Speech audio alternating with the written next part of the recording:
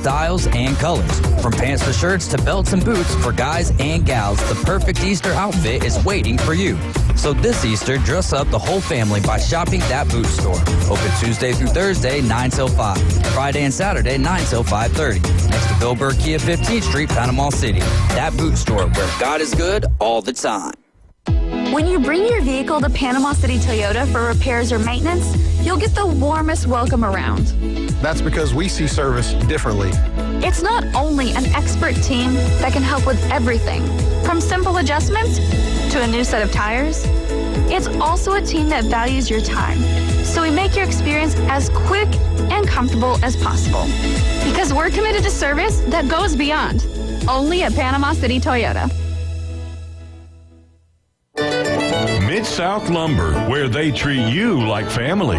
Locally owned and serving the residents of Bay County for over 45 years. See Mid-South Lumber for all of your DIY projects, including windows, doors, siding, lumber, and millwork. Are you building a new home? Bring your contractor in to Mid-South Lumber and meet with a member of their sales team to discuss your framing, siding, windows, and doors. Mid-South Lumber, the biggest little lumber yard in Panama City. 717 West 11th Street. This is Patrick with Turf Pro Lawn and Pest Control. Your home is your piece of paradise. Turf Pro Lawn and Pest Control can protect your home from unwanted bugs and insects. These pests can cause damage, bring in germs, spread bacteria, viruses, and other problems. To stop and eliminate this from happening, our pest control service is what you need. Call Turf Pro Lawn and Pest Control at 850-890-5820, 850-890-5820, or look us up on Facebook at Turf Pro PC. WPO2 Port St. Joe, powered by Panama City Toyota. ESPN Northwest Florida.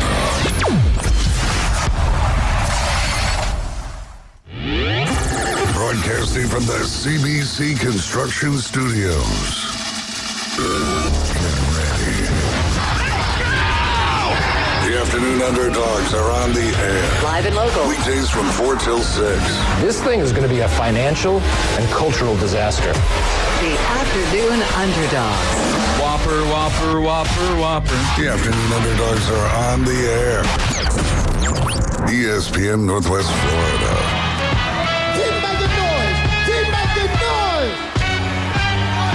Panama City, what is going on? You are in the doghouse riding along with the Afternoon Underdogs. I'm David Hayes along with the great Coach Brian Haddad and the even just as great James Fife on the ones and twos. I don't know. You guys did a wonderful job filling in on the inside drive on Thursday for Coach Haddad, and then on Friday for James. A lot of fun being in the building with you guys. This is the CBC Construction Studios, and you can go to cbcconstruction.com or 850-747-3815. They're looking for a few good men or women, some good employees over there at CBC Construction. So go to cbcconstruction.com. What a beautiful Monday afternoon it is here in Panama City. We're on 104.3 in Panama City, 101.9 in Port St. Joe. And best and worst of the weekend is always on Monday. So you can text those in to 850-215-6290. Don't want you guys to forget, because it seems like you are being very forgetful right now with the race to Talladega. We are getting the text in the morning, but you got to listen back at 12:40 or 5:40. So what happens? You listen to the Coach Hell Show in the morning, 7:15 and 8:15. They're going to give you a code word of the day. When you hear it, you text the code word and your racing name to the number 850-215-6290. You listen back at 12:40 with the Inside Drive, 5:40 with the Afternoon Underdogs. If we announce your name, go call the number that you texted. How long it takes you to call back is going to be your qualifying time. Right now, the top time is 2 seconds, but we still have another pair of tickets to give away. So don't be discouraged by the 2-second time. The top two qualifying times win the race to Talladega and 2 tickets to the Jack Links 500. That'll be on April 27th. Plus, you get the doubleheader of the ARCA Menard Series, General Tire 200, and the Xfinity Series AG Pro 300. That is a doubleheader on Saturday. This is going to be our final week of contesting. I believe the 18th is Friday, right? Yeah, because Easter is on Sunday, and that is on the 20th there. So this is the final week of contesting. All qualifiers will instantly win some cool station stash from Buffalo Rock Pepsi, Tommy's Express, and ESPN Northwest Florida. The race to Talladega brought to you by PCB Hobby, Panama City Toyota, Buffalo Rock, Hampton Inn on Thomas Drive, and Home 2 Suites. We've got a great show lined up for you this afternoon. Very similar to all of our Mondays. We're going to go around the track with RJ Starcevic at 4:20. Then Steve Barnes, senior writer for therebelwalk.com, will join us to kick off hour number 2. He gave me one topic to talk about today. He wants to get into his best and worst, and once he just sent me one topic, that means we've made one topic go 20 minutes pretty easily 40 before. minutes so sometimes, yeah. And then the PCB Hobby Takeover will be at 5:20 this afternoon. That's always a fun segment, so make sure you guys are listening to that. And if you haven't been down to check out PCB Hobby, you are missing out. Yeah, been busy, that's for sure. Had a lot of people in. Starting to get a few collections in again, so that'll be good. That means new product. So make sure you're coming in and checking that out every day, because when we get good stuff in, usually it doesn't last terribly long. So. Well, we are back on Facebook, YouTube, and Twitch. Earlier today, we were having an issue with our VMix system, so we got that all those wrinkles have been ironed out. So we're back here on Facebook, YouTube, and Twitch, and we'll be back with the Inside Drive and the Coach James Hale Show tomorrow morning. I would remind everybody, because I was driving back in from Mobile this morning, and same thing, couldn't get YouTube to come up, but ESPNPC.com. I was able to do listen live like that through and yell at Coach Hale through my radio the whole drive back. So. And there you go. And you can't really comment there, or at least if you do comment, we're not That's as, right. On top of those, being that we have so many different comments and text to check, so you can just argue back to the radio. I've listened to this show in probably 15 states in the United States. I even called in from Denver one time, so yeah, you could definitely do that, and it's fun. It's great to be able to keep up with the show even when you're kind of on the road. So yeah, you can go to ESPNPC.com. You can also go to your Google Play Store or your Apple Store. That's right. Type in 104.3 ESPN Northwest Florida and take us with you wherever you go. It's Brave season now. I mean, we are Braves country, and the Atlanta Braves are taking on the Toronto Blue Jays. This evening coverage starts AL East leading Toronto Blue Jays. Yeah, how about that? We'll dive more into baseball as we find some time this afternoon. But yes, Braves tonight, first pitch, 6:07. Coverage starts right here after the Afternoon Underdogs. So make sure you keep it locked into ESPN Northwest Florida. James, you have a good weekend, my friend. Had a good weekend. I had a great weekend. That's good news. My grandpa, my papa's in town. My mom's in town, so I've been able to spend a lot of time with them this weekend. We had a baby shower for my sister-in-law, Mercy, and it was her birthday yesterday. It was also my cousin Kristen's birthday yesterday.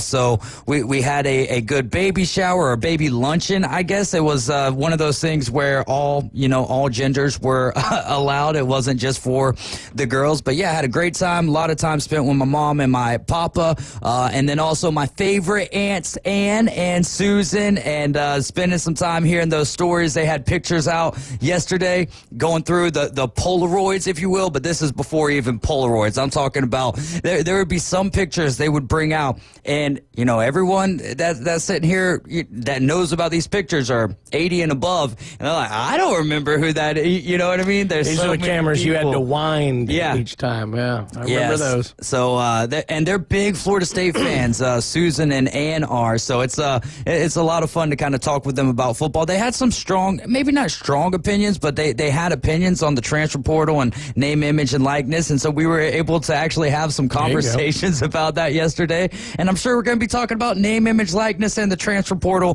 this afternoon with old Nico from Tennessee. Again, your best and worst of the weekend. You can text those into us, 850-215-6229. You can also follow along with us on Facebook and leave your comments there. But the biggest sporting event that was going on this weekend. What you looking at over there?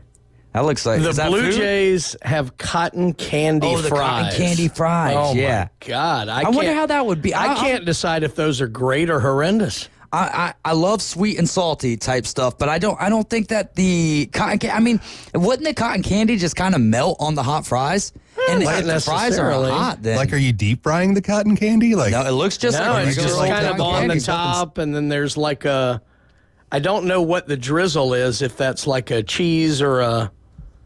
or icing, or I don't know. I'd rather be an icing than a cheese. Yeah, I mean, it's hard to say. I don't know. Cheese, cotton candy? There's no, well, cotton cheesy. There's no telling what's in this thing, but it's a good poutine. It definitely caught my eye. Then it caught my eye. Those the Yankees right there. Yeah, the espressos. The mini helmets. I've heard people say that every condiment should come in not condiment. Everything that you get from a ballpark should come in the mini helmets. I think that they should be reserved for certain, like the ice cream and nachos and cheese. The Mariners have a green corn dog. I've had plenty of those in my life, but that's because I left them out too long.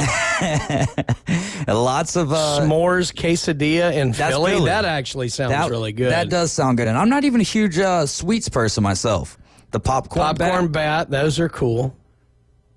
Anything Slugger dogs. Yeah.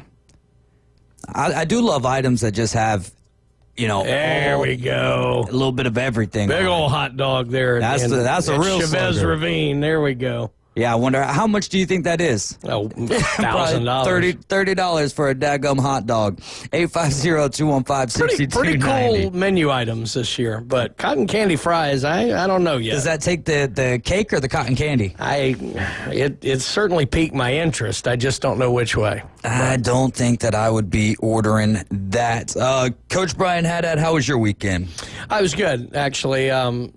Pretty busy in the shop Friday and Saturday. I went over and saw my dad and my brother yesterday over in Mobile, so that was good too. Weather, of course, gorgeous. So everything was really good, and I got to watch the Masters, which I haven't done in a little bit, so that was pretty good as well. So and a really exciting finish at the Masters, which I'm sure we'll get into later. We will, but we're not going to wait too long. There you go. Let's dive right into it. Rory McIlroy completing the career Grand Slam, winning the Masters. Plenty of drama involved in it. How much, compared to years past, how much of the Masters did you get to watch? What were your takeaways? All right, so I used to be religious about it. Obviously, I'd have, a TV and a tablet and a laptop and a phone going, all with different things. I watched a lot Thursday. Obviously, we were live during some of it here on the Inside Drive. Then I watched a good bit after that. Friday, a decent bit. I didn't get to watch much Saturday. We were pretty busy, and one of the few things we didn't get in the shop was CBS broadcast, so I was able to get featured groups and things. Masters.com. That's how I ended up watching the final round. And then yesterday, I got to watch pretty much the back nine for the leaders, so I got to watch a fair amount of it. It was intriguing. I mean, they were all over the place. Rory comes out and doubles the first, and Bryson birdies the second, and all of a sudden Bryson's in the lead. Then you have, guys making moves all over the place. And then you've got Oberg moving up the line and blowing it the last two holes. You have Justin Rose, who played fantastic golf, even though he only had one par on the back nine. In fact, his last 8 holes were either birdies or bogeys, and posted a score. Rory, of course, gets back into it after hitting just a horrendous wedge shot at 13, putting it in the water, which was shocking. And then he comes back and he birdies 16 and 17. His shot at 17 is incredible. And then bogey's 18 from the center of the fairway. I just, he left it open, put it in the bunker, and then missed about a 6-footer, and then has to go into the playoff, which you're sitting there thinking, oh my God, he snake bit here. And that was, just sorry to interrupt you here. No, absolutely. So I was watching 17, then I got to my cousin's house and put the phone down for a second, needed to go charge it, and next thing you know, I think I got a text from either Ryan or ESPN or something saying they're going to a playoff. Because at that point, after 17, Rory had took the lead, right? He did. So Rory knocked it crazy close on 17. Yeah.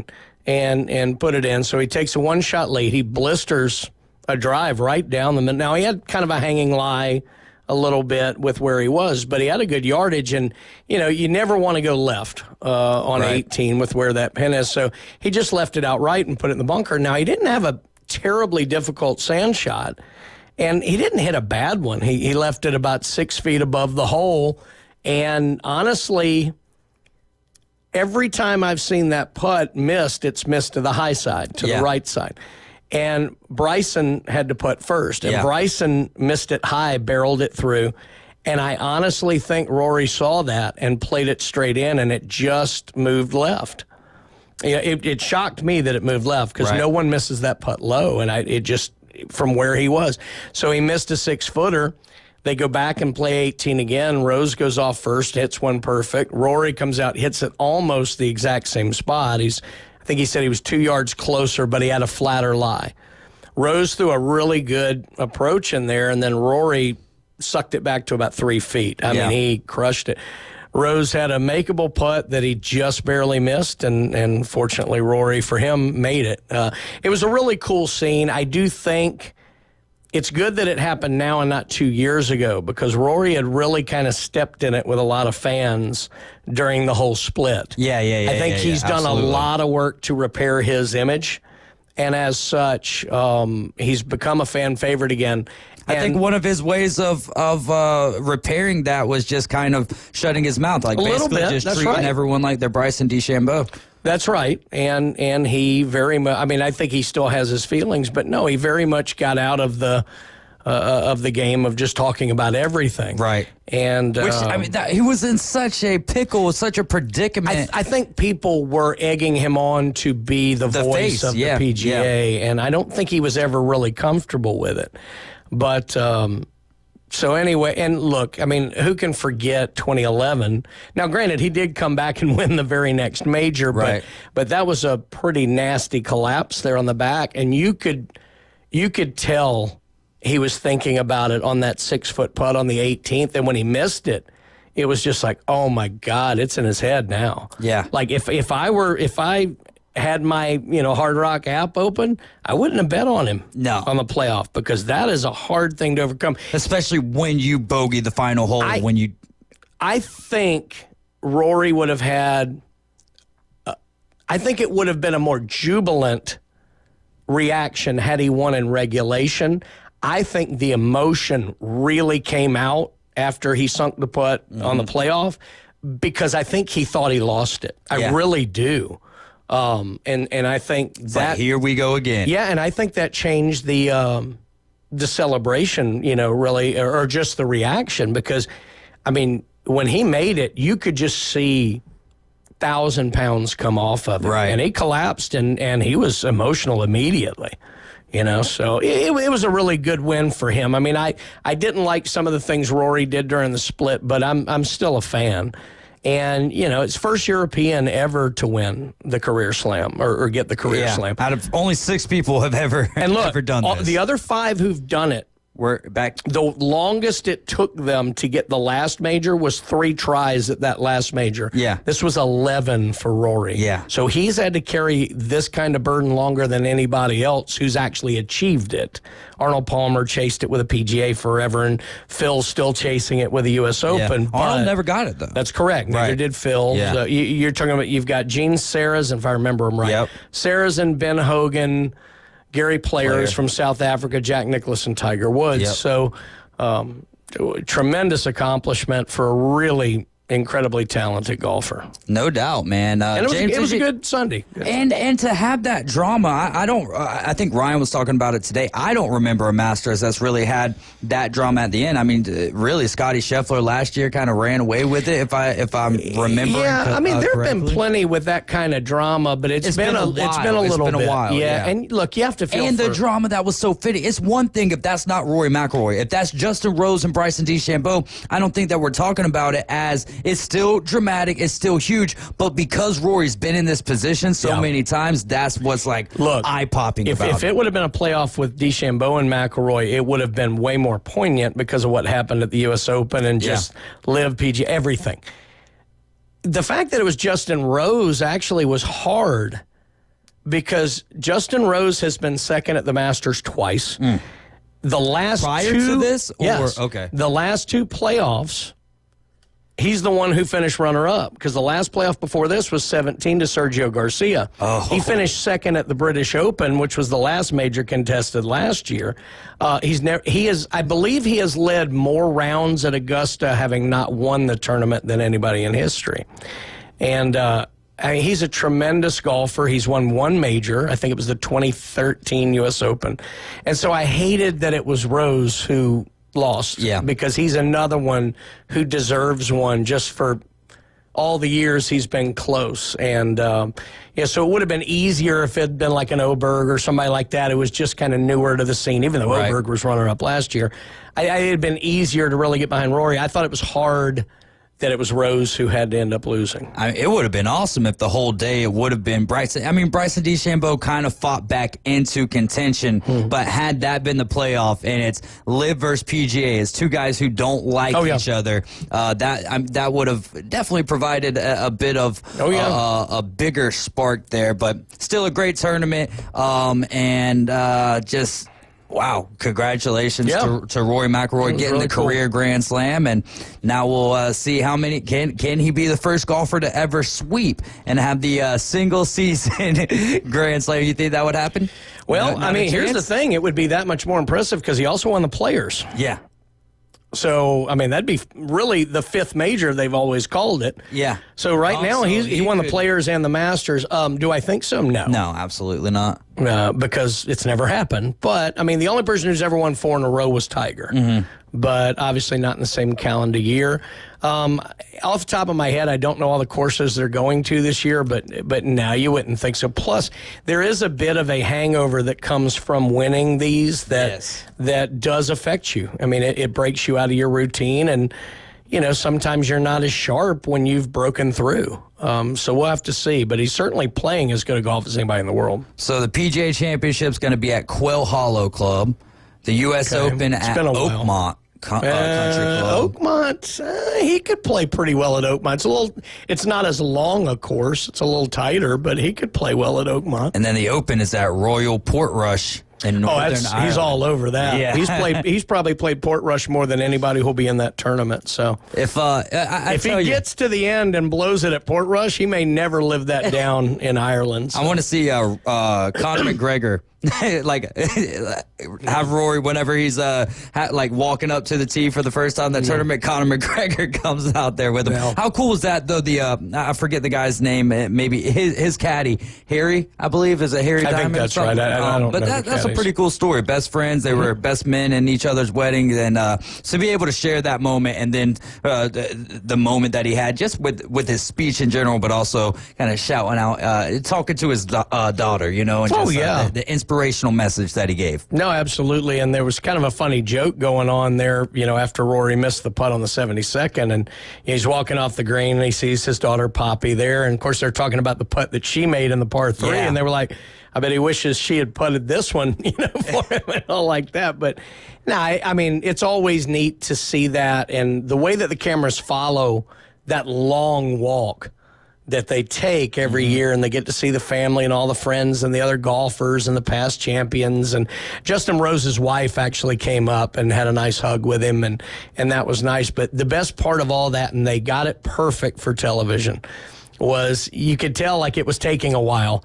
And then he kind of released a hug and he goes, I got to go get my green jacket. And it was, the place went nuts. And it was almost like he realized what he was saying as he said it. And that was pretty cool. So. The elusive green jacket, but Rory McIlroy has done it. He's got the career Grand Slam. We'll see how the rest of the year plays out for him. Major number 1 is in the books. You guys are riding with the Afternoon Underdogs. Coming up next, we're going to be chatting with RJ Starcevic and find out, was Denny Hamlin able to get to put the three-peat together? Afternoon Underdogs on ESPN Northwest Florida. We'll be right back.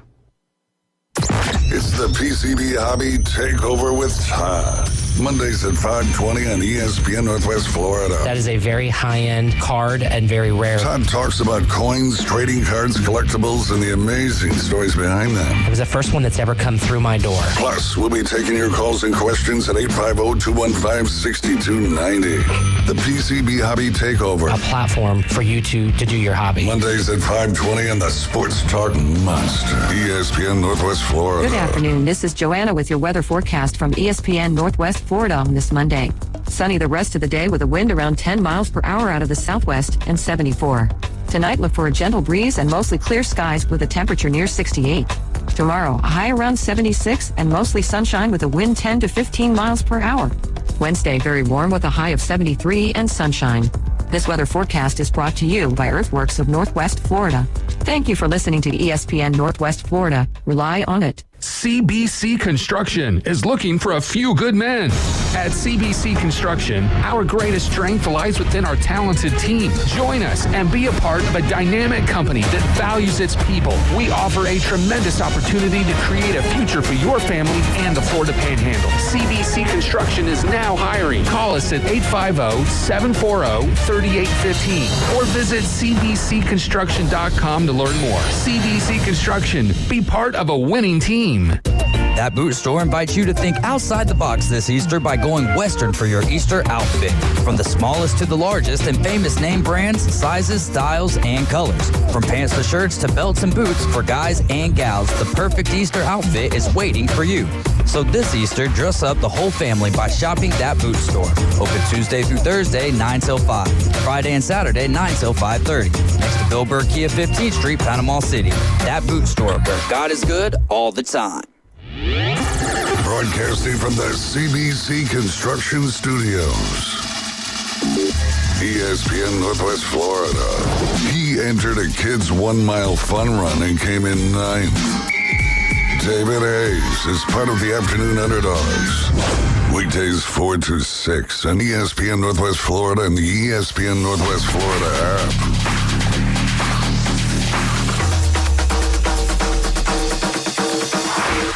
Welcome back. You're riding with the Afternoon Underdogs. This is ESPN Northwest Florida. We are going to switch gears here and talk a little NASCAR. But Coach Brian Haddad had brought up a fun little topic, and I'd like to hear from you guys texting in your answers to us at 850-215-6290. Is the green jacket the coolest trophy in all of sports? I know, I see James shaking his head. I know exactly where he's going to go. The Stanley Cup, no doubt about that. And I want to hear from you guys. It could be a rivalry trophy in college football, but what is your favorite trophy in all of sports? I had no idea until Coach just told me that the Masters also gives away a trophy. It's my first time setting eyes on it, and it's awesome. It's the clubhouse of the Masters. I mean, that is insane, and the green jacket is all you ever hear about if you're a non-avid golf fan, which I'm not saying that. I'm not as big of a golf fan. Sure. But I do enjoy it, especially when we get to this time of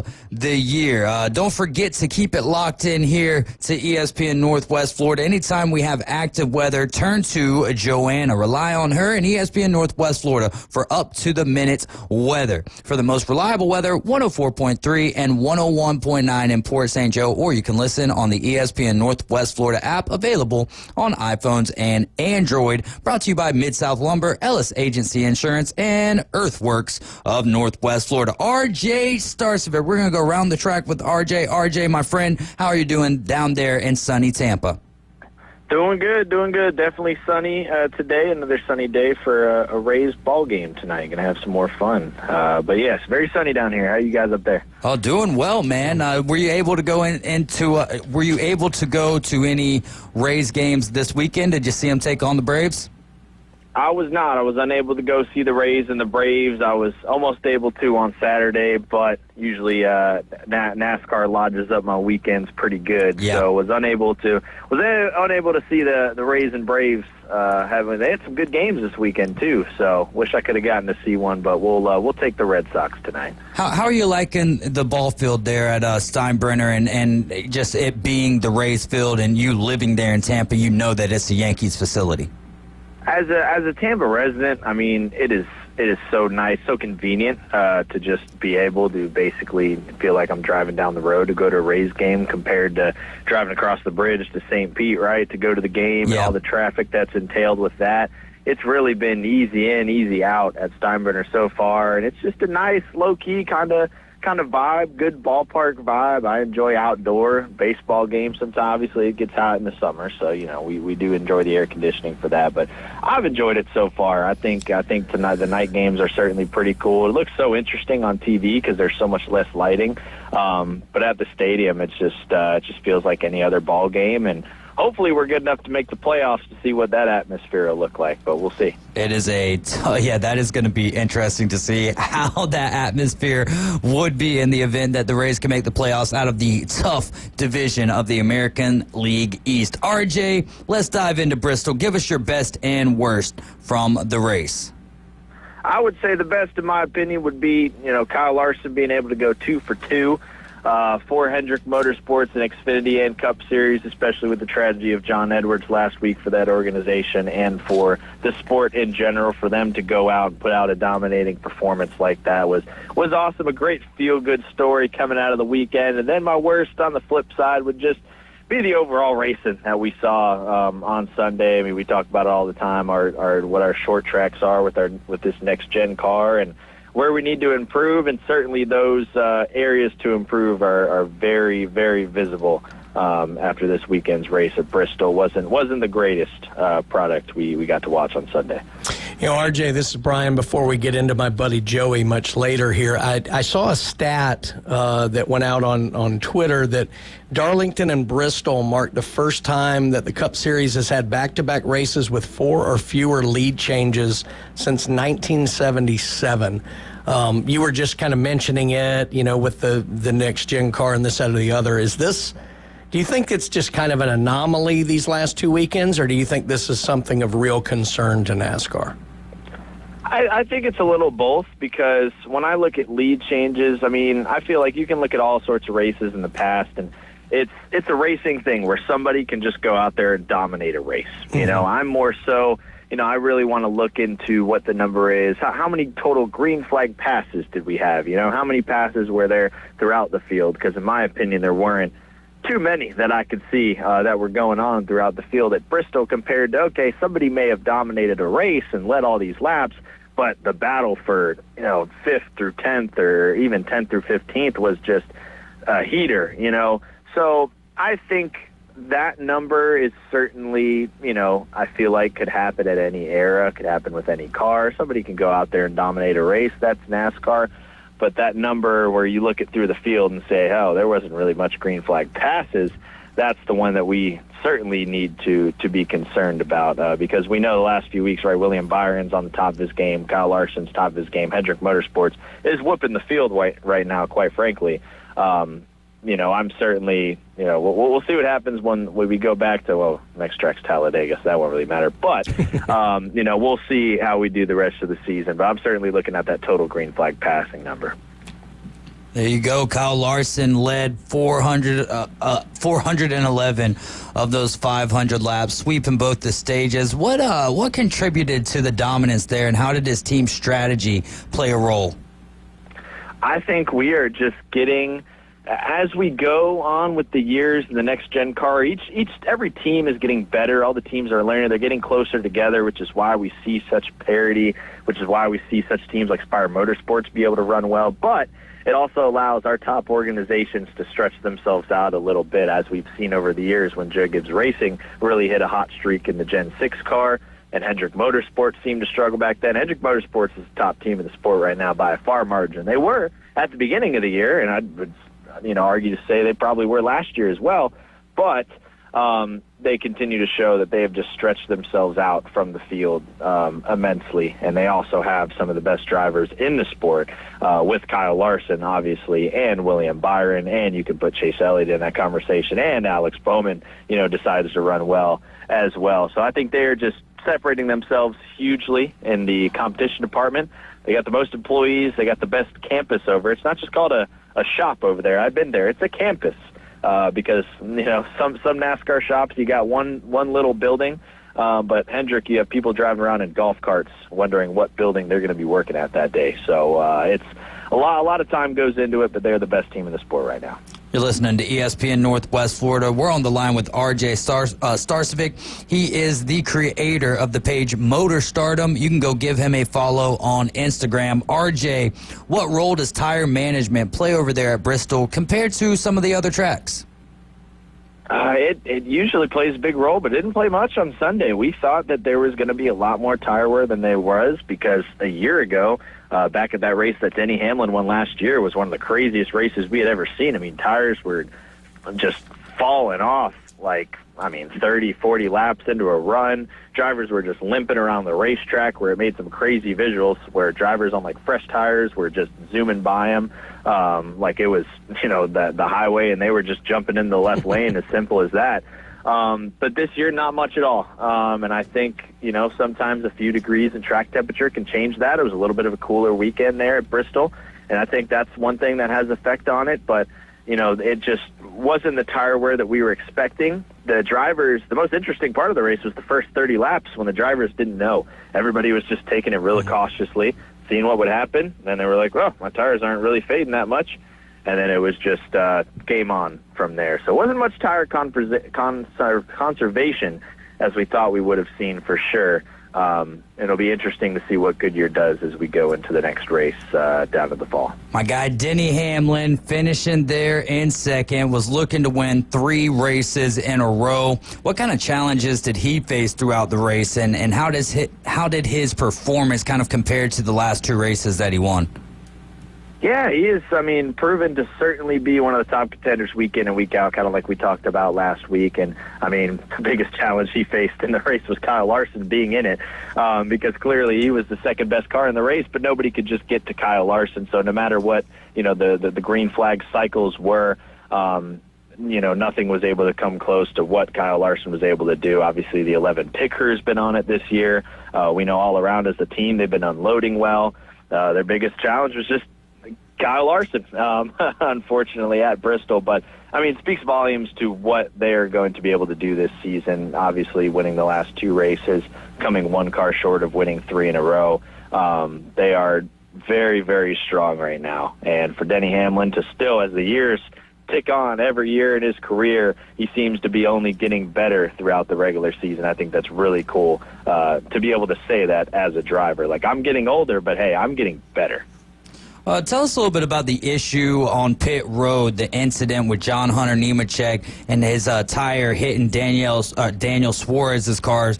Were there any penalties with that? And what kind of protocols on pit road are in place there to stop those type of things from happening? Yeah, that was pretty scary. The tire basically just came right off. The 42 car lug nut was not secure. They showed a replay right after that of literally the lug nut. You could see it falling off right after the pit stop. And just, we've seen that before where you say, the team can kind of tell, hey, the lug nut's loose, or somebody that's changing the tire can turn around right away and just radio, hey, like, I didn't get that lug nut loose, tell them to stop. Because when that wheel comes off, it's a nice two-week vacation for 2 of your crew members.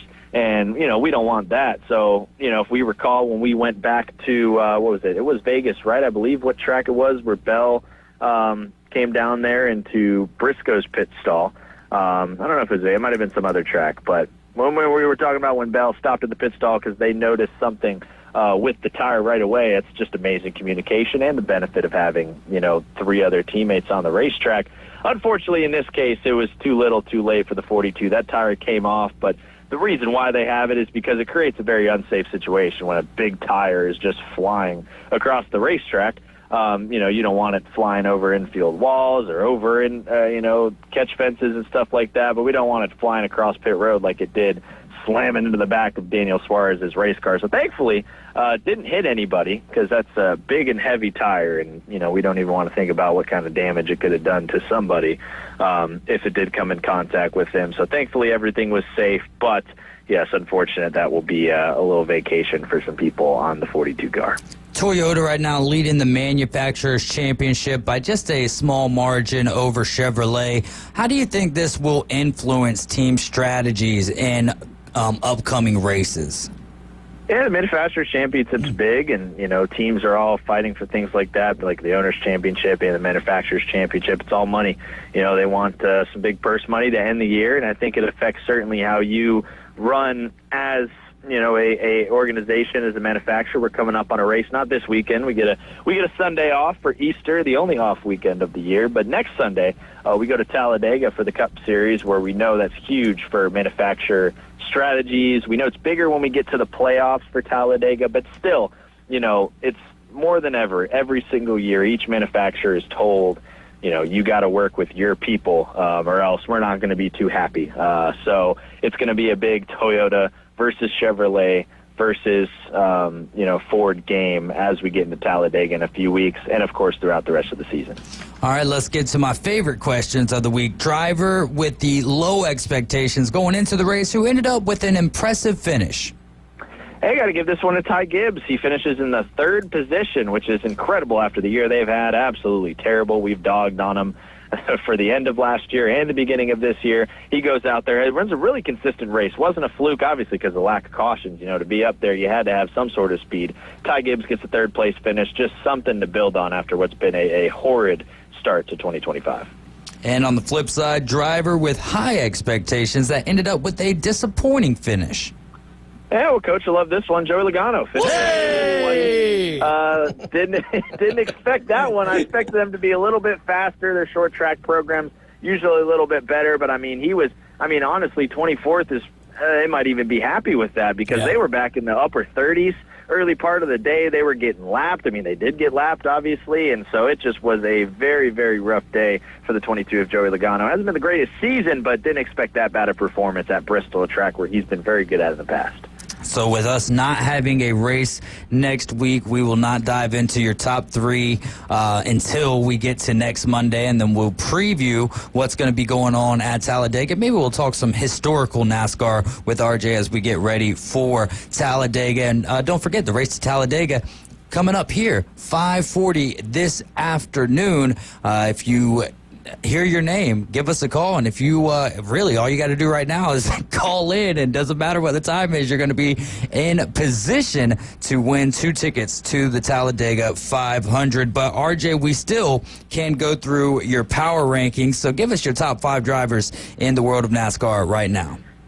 Yeah, got to have Kyle Larson on top at number 1, and I'm going to go with Denny Hamlin right there behind him at number 2. I think those are the 2 veteran drivers to beat right now, and those 2 youngsters I'll keep right behind him. William Byron still at 3, was able to find himself still a decent finish at Bristol, and then I'll have Christopher Bell over there in that 4 spot. And then kind of searching around for who I want to put in that 5 spot. I still think this guy has been very consistent this year. He's up there in the point standings. We're going to go with Chase Elliott. Still's had a fast race car throughout this year, and we go to Talladega, a place where he's won at a few times. He's been pretty good, so I think he can carry that momentum into the race this weekend at Talladega. And I will add, no Cup Series racing this Sunday, but you talk history. NASCAR returns to Rockingham this week. It's a big weekend for NASCAR because the Trucks and Xfinity Series go to Rockingham this weekend. And why it's big, because hopefully we sell a lot of tickets for that event, because if we do, then eventually we could bring the Cup Series back to good old Rockingham Speedway, which it has not been to in obviously over 2 decades. So we will get some NASCAR racing for you fans out there. We'll have Friday night Trucks and Saturday Xfinity. But thankfully we do get a nice Easter Sunday off for all the teams and their families, so that'll be nice as well. Well, then let me ask you this. Let's do give me a recap of the race over there in Bristol for the Xfinity Series, and then we'll dive into your top 3 for the Xfinity Series at Rockingham.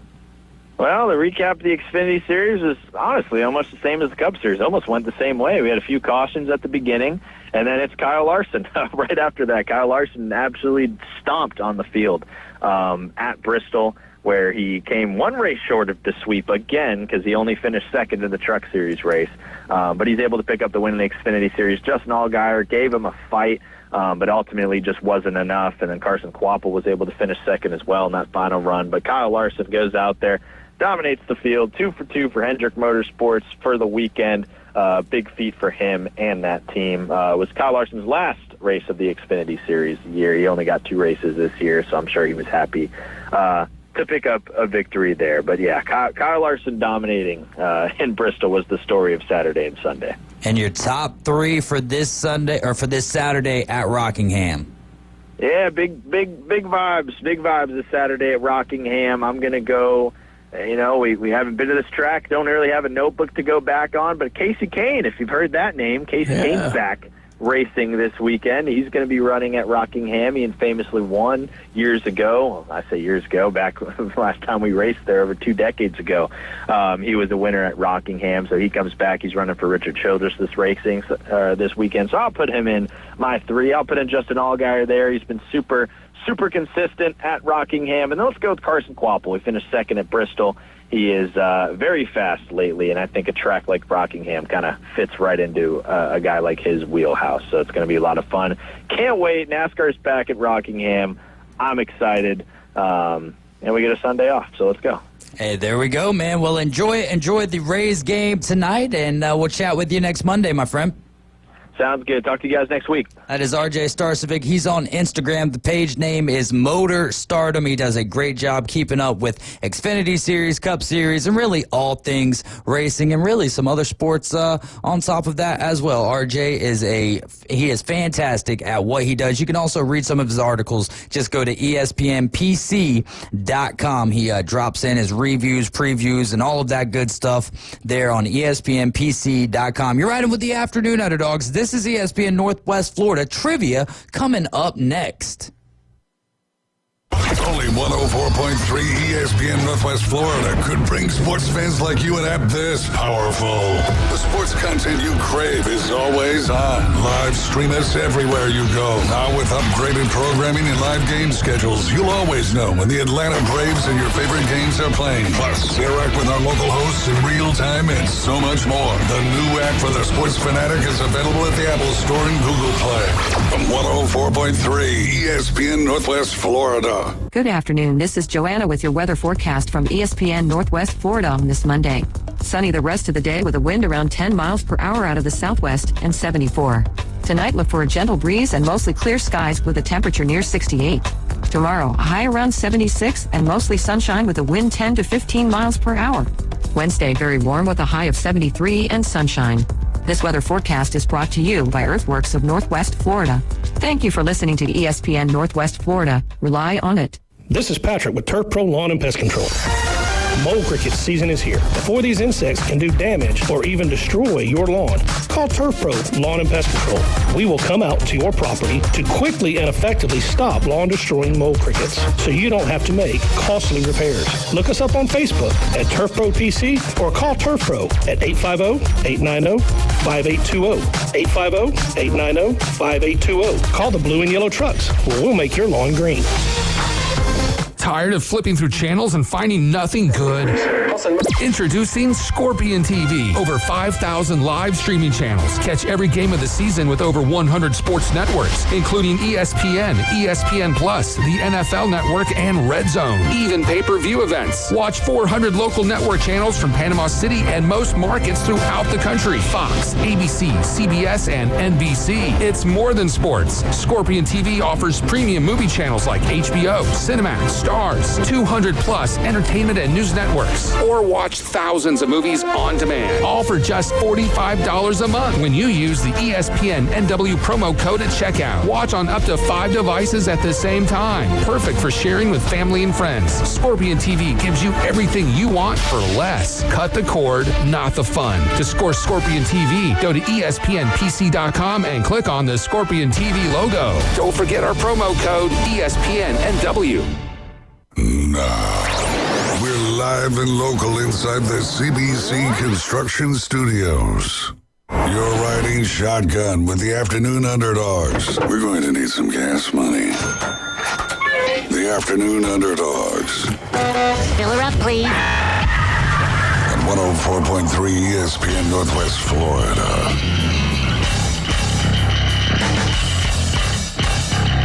Welcome back. You're in the doghouse with the Afternoon Underdogs. I'm David Hayes along with Coach Brian Haddad and James Fife. We're taking your calls and texts today at 850-215-6290. We are in the CBCConstruction.com studios. Go to CBCConstruction.com. They are looking for some good employees. You can also give them a ring at 850-747-3815. All right.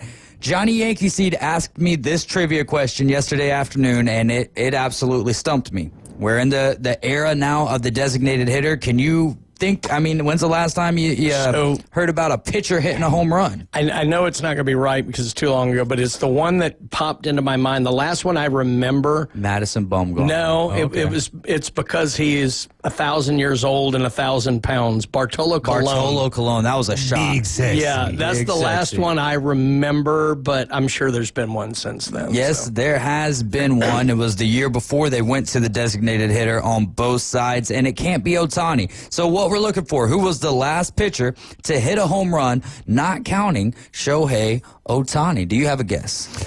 I got some guesses because you got to go back to 2021. That was the last year that we could really have a good chance at this, other than like removing the DH and then the pitcher has to bat, which can still happen.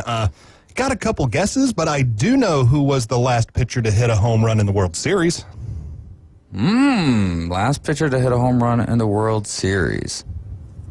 Ooh, blanking over there? Yeah. Is it American League pitcher or National League pitcher? It is an American League pitcher. Oh, it was a National League pitcher at the time. Okay, so at the time, but then he pitched for... He's pitched in the American League and National League. Okay. Was he a Rocket? Was not at the Rockets. Okay.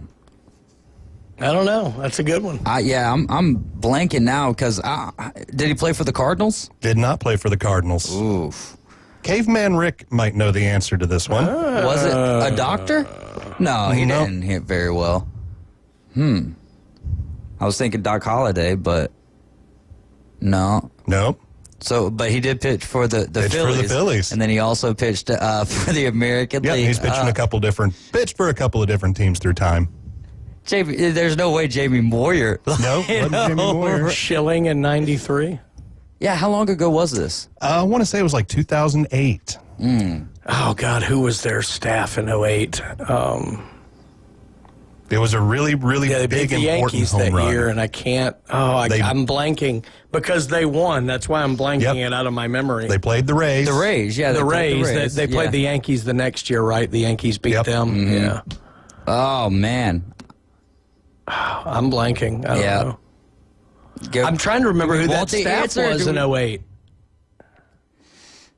Tell us. We got it. Yeah. Well, it's Joe Blanton. Okay. See, yeah. There You're going to give me 100 guesses. Yeah, that one was way out there, I know. For whatever reason, I'm blanking on their entire rotation that year. I'm thinking more Brad Lidge than anything, and I don't even think he was a part of them in 2008. I don't think he was part of the team then. Yeah, no. Caveman's going to yell at me for not knowing this. Yeah. 850-215-6290. The trivia question for you guys, who was the last pitcher to hit a home run, not counting Ohtani? 850-215-6290. We're going to give you $10 to Golf Plus. We're going to give you $25 to Not The, But That Boot Store, plus a 12-pack of Buffalo Raw. Did you look up? Hamels was the ace. That's who I was blanking on. But Brett Myers, Jamie Moyer, and Joe Blanton, that was there. But Hamels was the one I was blanking on. Cole Hamels.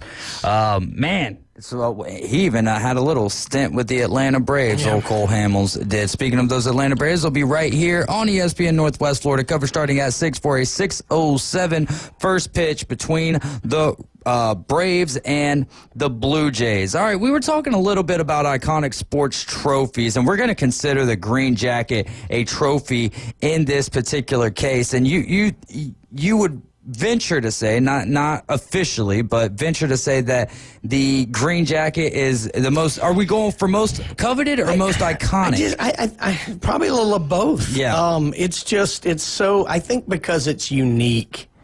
It's like with everything else, we're talking about hardware. It's literally a wearable thing. It's just kind of unique, you know. Well, you can still wear it, but on Augusta grounds. You know, but I don't know. It just spurred my interest that you just hear Green Jacket, and it's almost like even non-golf fans know what that is. Right. You know, so it transcends the sports fans, I guess, which in a way I would say I think the Stanley Cup does as well. Yeah. I think even non-hockey fans know what the Stanley Cup is. I think the only difference would be with Stanley Cup fans or non-hockey fans who would know about the trophy. They wouldn't know, not to touch it. But outside of that, you see the Stanley Cup and you know exactly what it is. I think there's a few other iconic trophies, but when I think there's that merge of coveted and iconic iconic as well. Yeah, and they all have their own uniqueness to them. Like we were talking about Stanley Cup, the names are all on there. Right. The Borg Warner Trophy with the Indy 500, the faces are on there, which is really trophy. neat.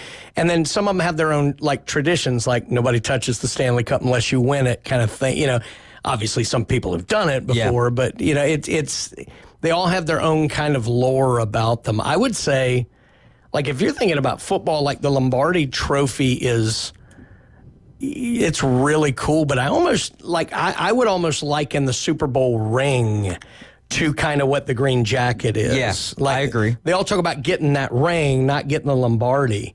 You know, Masters get that green jacket, not, you know, the trophy per se. So I guess I don't know how to describe it, but I'm wondering, is there anything else along the lines of the green jacket? Maybe the ring is that. Yeah. I don't know. Because, I mean, if you really look at it, the Lombardi isn't the player's trophy. It gets handed to the owner's That's first. right. Yeah. And the player's name is nowhere on it. That's and right. They make a new one every year, so it doesn't really have that special place to a player because you don't even get a copy of it to take home with you. Yeah. I was about to say, and they're out there in the bay throwing it, but they also do that Stanley Cup. So well, but they all the other thing that can jump a trophy way up is how long it's been around. Like we were talking about the World Cup in soccer, and it's the one that they currently use. It wasn't the original because they gave that to Brazil once they were the first country, I think, to win it 3 times or 5, whatever it was, in 1970. But the claret jug, for the British Open. I mean, you think about how old that trophy is.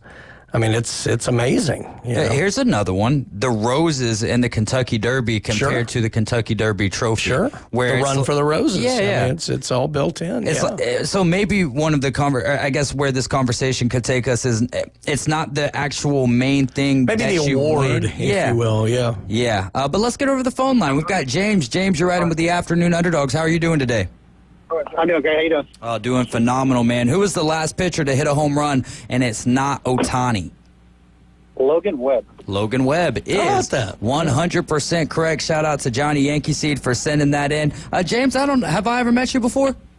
This is James Leahy. I just have a different phone number. Yeah, no. I'm not back there seeing the phone numbers or anything like that. Just didn't right off the top recognize the voice. So yes, definitely know you, and we'll be looking forward to seeing you soon, my friend. Awesome. Sounds good. All right, do me a favor, hang on the line, and James is going to grab some updated information from you. Okay? Yep, you got it. All right, 12-pack of Buffalo Rock, $25 to not the, but that boot store, and a Golf Plus gift certificate there for James Leahy.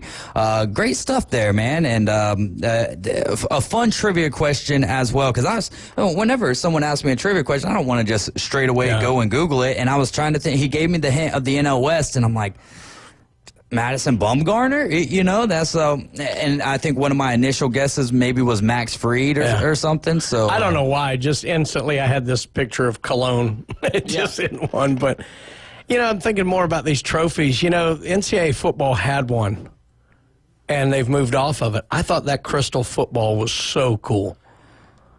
Even though I do think somebody broke it once, but I mean, I thought that one was really neat. It was just kind of unique. I mean, not along the same lines. That was just for the BCS era, though, right? Yeah, I think so. Yeah. But, that was a cool-looking trophy for sure. I'm trying to think of others off the top of my head, and, I mean, there's some neat trophies out there. I mean, the World Series trophy is really cool looking. I love the flags of it. Gold gloves. The funny thing is, though, every time I see it, and you'll know this a little bit, James certainly would, all I can see is George Costanza dragging it around the parking lot in that episode of Seinfeld. It's one of those things, but, I don't know. I mean, I'd love to get people's thoughts on this because the green jacket like I said, it kind of transcends whether you know the sport or not. I feel like everybody knows the green jacket, so just seems really cool to me. You could make probably a similar argument for the gold jacket is becoming that with the NFL Hall of Fame. Yeah. I mean, and that's highly coveted, too, because you play your whole career. You do not get to decide if you get a gold jacket. That's right. At the end of the day. Well, we actually saw probably the most iconic trophy in reality. As much as I love the Stanley Cup, for all of its idiosyncrasies with it and what it stands for and this, that, the other. And the Borg Warner, I think, is really cool, too. But the Heisman Trophy for iconic status may be up there ahead of all of them. And again, it's got its own pose, you know.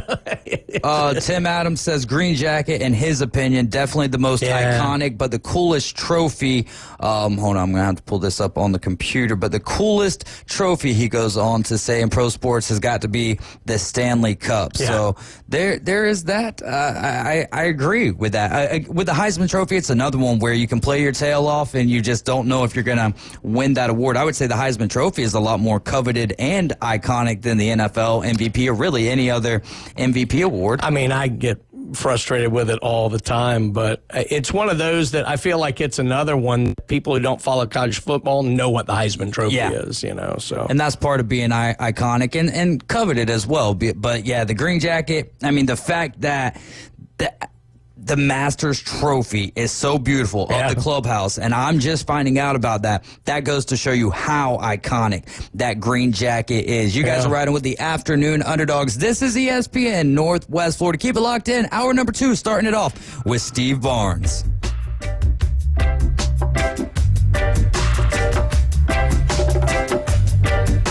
It's here. 104.3 ESPN Northwest Florida app version 2.0. Now featuring ultra high fidelity. You'll feel like you're in the game. Plus more opportunities to win weekly prizes from local businesses when you click it to win it. Download the 104.3 ESPN Northwest Florida app today at Google Play or the Apple Store. Good afternoon. This is Joanna with your weather forecast from ESPN Northwest Florida on this Monday. Sunny the rest of the day with a wind around 10 miles per hour out of the southwest and 74. Tonight, look for a gentle breeze and mostly clear skies with a temperature near 68. Tomorrow, a high around 76 and mostly sunshine with a wind 10 to 15 miles per hour. Wednesday, very warm with a high of 73 and sunshine. This weather forecast is brought to you by Earthworks of Northwest Florida. Thank you for listening to ESPN Northwest Florida. Rely on it. Want to experience the ultimate car wash? At Tommy's Express, you'll love our open and bright tunnels, easy loading, flat belt conveyor, unlimited membership, and free vacuums and mat washers. Try us for free. Text WASH 415 to 86697 to send our best wash, The Works, directly to your phone. You'll love the sudsy clean, ceramic wax, underbody flush, spot-free rinse, and tire gloss. Experience the difference and visit Tommy's Express today. Offer valid to new guests only. By participating, you consent to receive promotional and information text from Tommy's Express. Message and data rates may apply. Message frequency varies. Introducing Water Clear Pools, the home of the 10-week pool guarantee. We guarantee custom pool completion from permit to your first swim in 10 weeks or less. Water Clear Pools is the premier pool builder for the Margaritaville development on Highway 79. Free quotes and custom pools anywhere in Northwest Florida. Call now, 850-835-4177, or see our website, waterclearpool.com. Licensed and insured. WGSX Lynn Haven, WVLQ Port St. Joe. Powered by Panama City Toyota. ESPN Northwest Florida. You found us inside the CBC Construction Studios. From the pros to the future pros, we're your home team station for home team sports. Now back to the Afternoon Underdogs. ESPN Northwest Florida. We need like a howl to come in right when we come in for hour number 2, like a pretty good right there, Coach Haddad. That was pretty daggum. Got to be good at something. Yeah, I think you're good at a lot of things, and we are thankful for all that you do over here for us at ESPN Northwest Florida. You can always catch Coach Haddad on the Coach James Hale Show on Wednesdays, then on the Inside Drive on Thursdays, and here on the Afternoon Underdogs on Mondays. And does a great job, as me and Ryan were talking about earlier. You're a wealth of knowledge. Real quick before we do get... go ahead. I was going to say I've often been called a black hole of worthless knowledge, so but it's worth I will full. take that. It's got a lot of value to it whenever you're talking about it on a sports radio show. No doubt about There's that. number one right there. How about that? Page buckets right there. We got you said WNBA draft, not the NBA No, draft. no. WNBA draft's tonight. She's definitely going number one. And she just signed a 3-year deal with the unrivaled 3-on-3 league, so she'll make a little bit of extra money there. Also, a couple of other shout-outs I got to give to my some of my family that I missed. Aunt Donna, Aunt Renee, all of you guys. Love you so much. And and cousin Joey and Chrissy, cousin Panama Joey. Just thankful for all of you guys and for all your kind words when I'm around. My brother Daryl, my other brother Daryl, my other brother Daryl. Yeah, pretty much. Steve will know that reference. I had no idea what we were talking about right there. But Steve Barnes, why don't you tell me what that reference was in reference to? Steve, can you hear us? Now I can. There you go. So you did. Oh, so he didn't even. It was an old Newhart. His brother Daryl, his other brother Daryl, his other brother Daryl. Yeah. Oh, I remember the original Bob Newhart. Come on. So there you go. I heard your trivia question, by the way. Yeah. There is no way I would have gotten it, but it was a great question. I have a future possible trivia question for you. Ready? I saw Mel Kiper's latest mock draft. He has Jackson Dart from Ole Miss and Walter Nolan from Ole Miss going in the first round. What else would they have in common? They're both transfers. They both wore the same jersey number. Oh. Okay, yeah. I didn't think of that. The same year. That's right. How about that? I'll just have to figure out how to word that one for trivia. But yeah, that's a good one, though, actually. Yeah, what first rounders both wore the same number at the same university. At the same school, yeah. At the same, and, I mean, I can't prove that's the only time it's ever happened, but I can't what are think the of odds? one. Yeah, that's crazy. It would be tough. I mean, surely not 2 first rounders. I mean, just having 2 drafted like that would be incredible. Was Kool-Aid McKinstry and Jalen Hurts on the? No. Kool-Aid came out after Jalen already came from Oklahoma because both of them wore. Well, no, Jalen wore 2, didn't he? He did. Yeah. So never mind. I was thinking that he wore 1, but nope. So Steve, Mondays, best and worst of the weekend. What do you got for us? Best, and this one just like breaks my heart. Liam Doyle, pitcher from Tennessee. First game of the Ole Miss series, he did something that you just don't really see in college baseball and really not in Major League Baseball anymore. He went 8 1/3 innings, gave up 3 hits, 2 walks, and won 3-2. And he also struck out 14. Ooh. The only mistake he made was a 2-run homer. That's why it was 3-2 instead of 3-0. The really, a word I really can't say on radio about it was, where did he pitch last year? Ooh. Ole Miss. Yeah. He did it against his former team. His scouting report was pretty in depth, huh? He knew. Well, actually, Ole Miss had so many new players. Yeah, that's a good It point. was like, okay, well, I don't know these guys. They don't know me. We're good. But the kid throws basically a 95 to 98 mile an hour fastball, but he also throws a cutter and a slider. So a hitter basically has a half a second to figure out which one's coming. Which one of those 3 am I swinging at? Mm-hmm. This guy. I just watched him, and I talked to a couple of scouts I know. They told me this guy's going first round. Liam Doyle out of Tennessee. Tennessee's just got a wealth of baseball talent over there. While we're on the subject of Tennessee, wait, no, we still got to get to your worst, right? Or the worst is my worst is at Tennessee, and guess who it is? Yeah, but it's not him. It's his quote. Team or his handlers.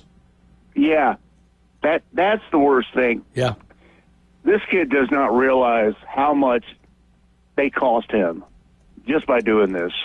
And, you can't have daddy and your uncle and your friends. You cannot have them making deals for you. You just can't do it because they think you're the second coming. And, I need more. He took you to the playoffs last year. And he also threw for 100 yards against Ohio State in the playoffs. Think about it. I mean, that's 25 yards a quarter. Right. I think the best that's way, not going to be worth $4 million. I think the best way I heard this summed up, I can't remember what site I was reading, but it was his team tried to pull off a bluff. Tennessee called that bluff, and his team was holding a pair of 4s. And that's I don't about think they had right. a pair of 4s. I think they had like a 9 high. Yeah. The Doyle Brunson 10 deuce. Yeah. Well, what's going to happen is, first off, he was scheduled to make what? 2.4? 2.4 this year, yeah. Yeah, he's not getting that. Right. So they just cost him $2.5 million, basically. And wherever he goes, probably not going to get that. Mm-hmm. And now, I'm not saying it's collusion, but I'll bet you that Josh Heupel has had probably about 100 calls from college coaches saying, thank you. Oh, yeah. Thank you very much.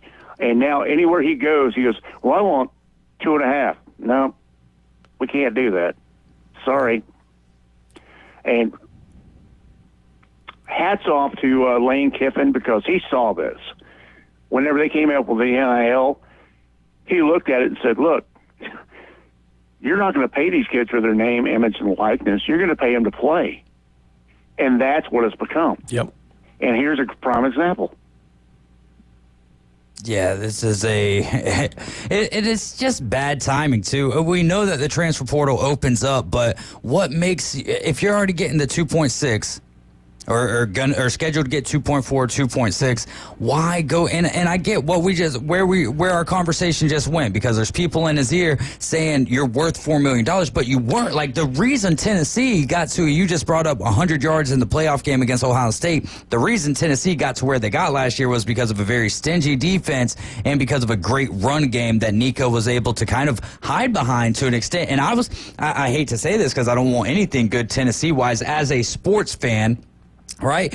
But he could have made big strides at Tennessee this year, and now the big schools don't want him, right? You can't go within the SEC for at least a year. So, and North Carolina has now pulled out. It's as old as negotiations in general. It's right. Two sides who each believe that the other needs them more than they need, the entity. And the problem is one side's always going to be wrong in that.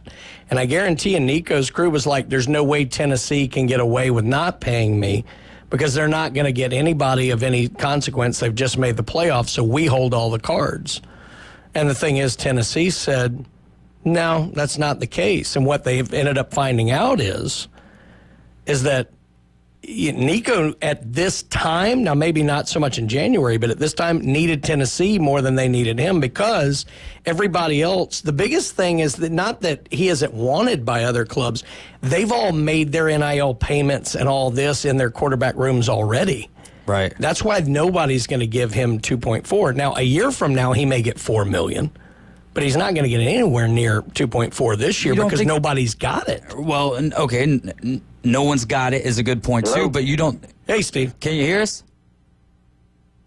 Steve, can you hear us? Okay. There you go. There you go. I guess y'all put me on hold there for a second. I don't know. Yeah, nothing really happened right there. Or we didn't do nothing on our side. The thing is, the two schools I heard most about is USC and UCLA. Mm-hmm. UCLA has got the kid from Appalachian State, Aguiar. I'd rather have him than Nico. Now, USC, they've already spent money on the quarterback. Yeah, my view. Yeah. I have a dark horse that kind of seems strange, but sort of makes sense. Especially since Deion's already said, well, no, that's never going to happen. We're not going to pay this kid if he holds that over our head.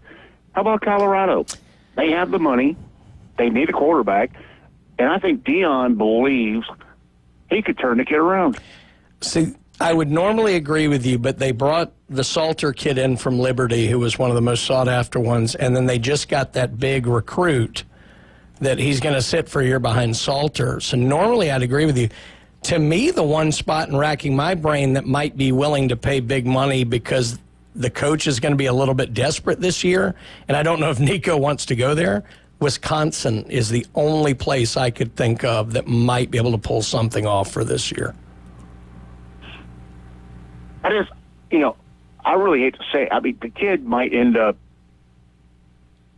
basically not at a G5, but a lesser power 4. Yeah.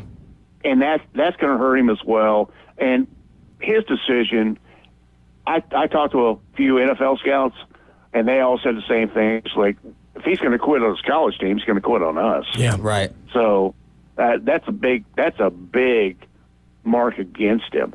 So I just don't think his, quote, team around him thought about that. And that's why I think there's nobody to police what's going on in college football. But I think one of the things they need to do is, if you're going to take NIL money, you actually need to have a professional representative. Mm-hmm. You have to have a Lee Steinberg. And what they could do is say, look, it'll be like one of these lawyers you see on TV with the accidents. Hey, if I don't get you what you want, you don't owe me a dime. But if I get you what you want, I get 10%.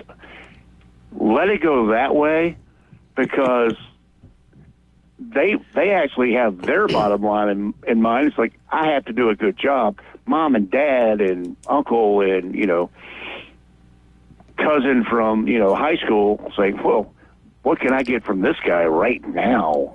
I don't care about 4 years from now. I can see it now, Steve. Nico's going to be represented by the Alabama Hammer. Yeah, that's it. or yeah. Call the him guy with all the billboards on 98? Yeah, Shannara. Yeah. Alexander Shannara, yeah. Who's not even licensed in Florida. But, That's right. Details. Yeah. Yeah, who cares? Come on, this legalities? Who cares? It's not like you're asking for a lawyer. Yeah. No. Now, the thing is, what does Tennessee do now? You got the two kids. One's a redshirt freshman. One's a true freshman. Yep. And they're really good. And, I mean, I think Heupel likes them. And if he goes with them and they do not do well this year, he's already bought enough goodwill. That's right. That he's safe. But I think they need to go to the portal to get some depth. Yeah. How about Brendan Sullivan? He in the portal. He started at Iowa. He started at Northwestern. Bring him in, and if he's not going to start for you, he's going to push these two kids to get better. Mm-hmm.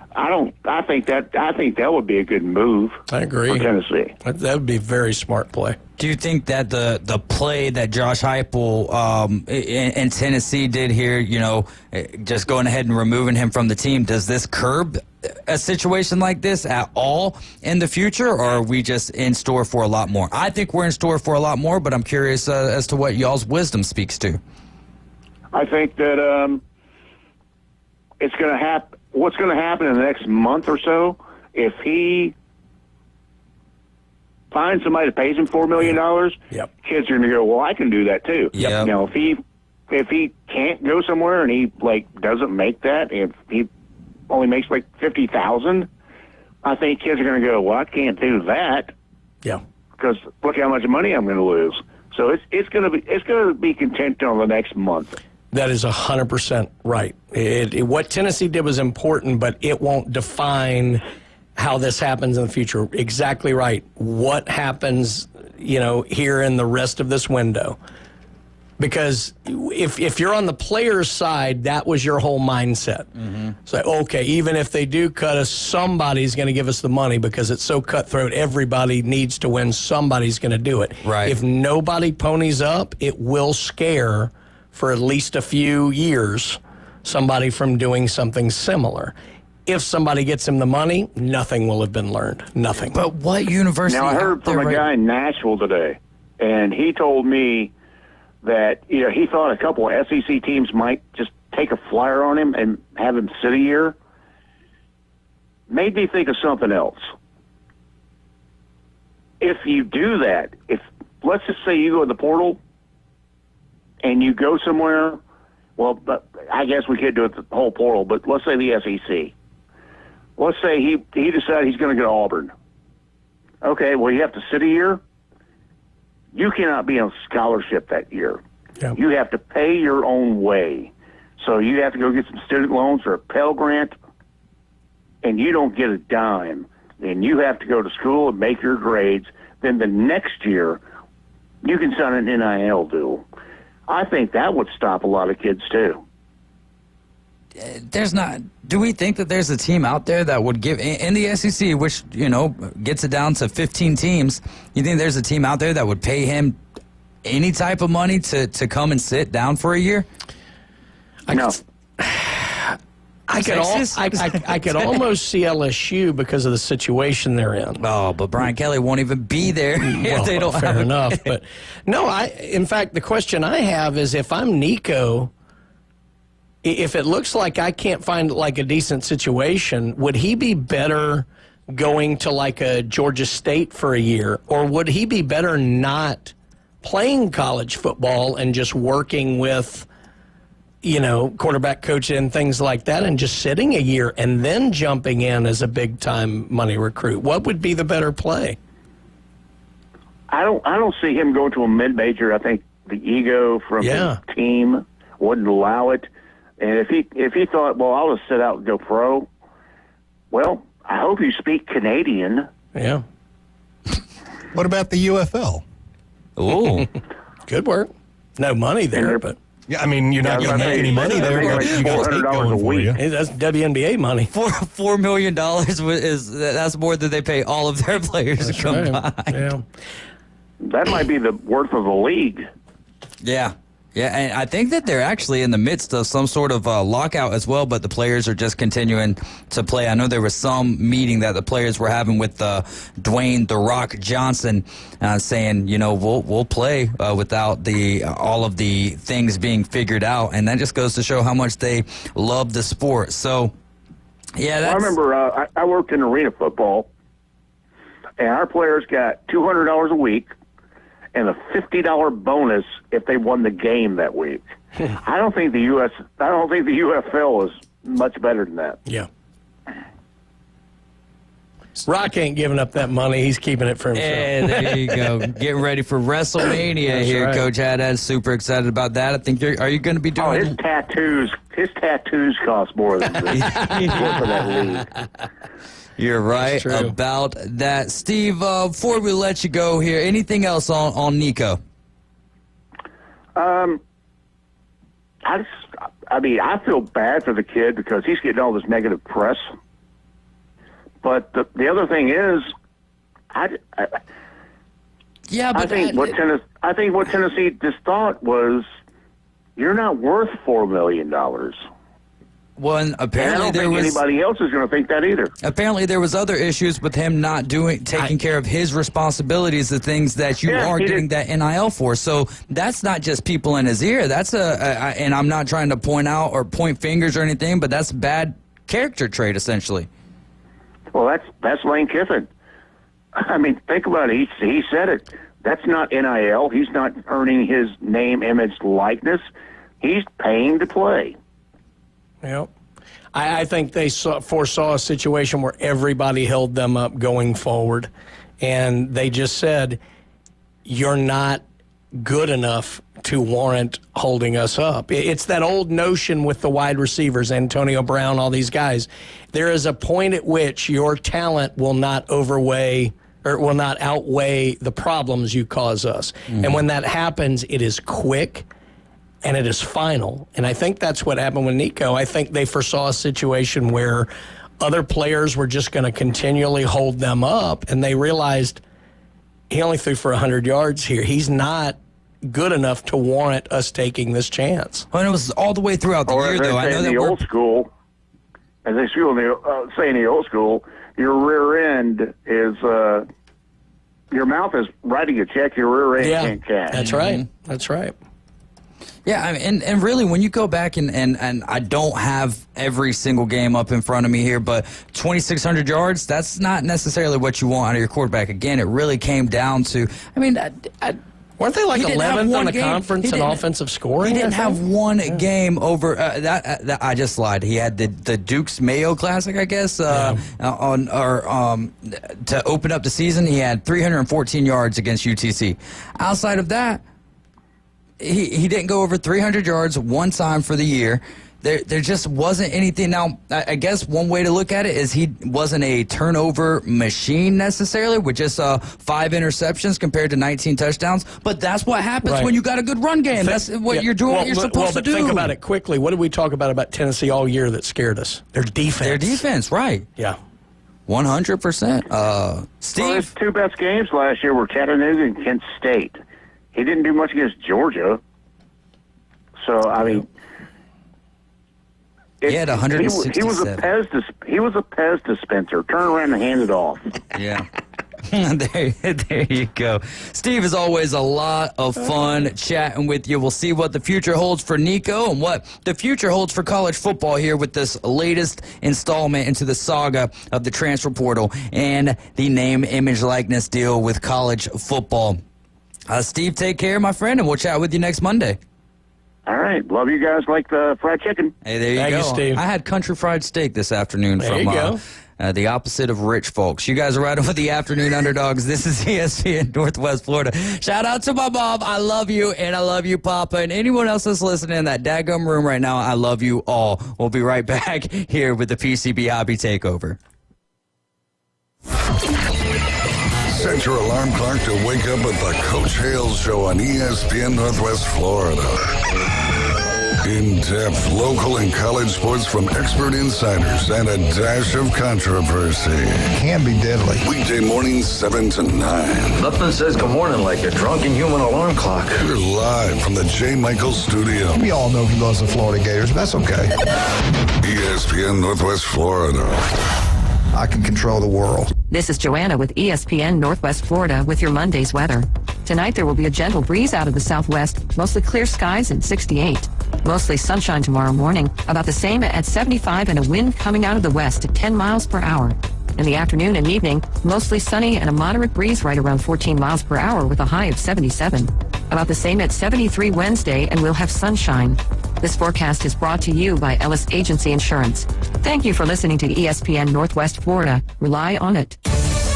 Whether you're an experienced investor or first-time buyer, Beach House will provide you with top-notch service to guide you through every step of the process. We make the real estate process fun and easy through effective marketing, strategic advertising, and always a client-focused experience.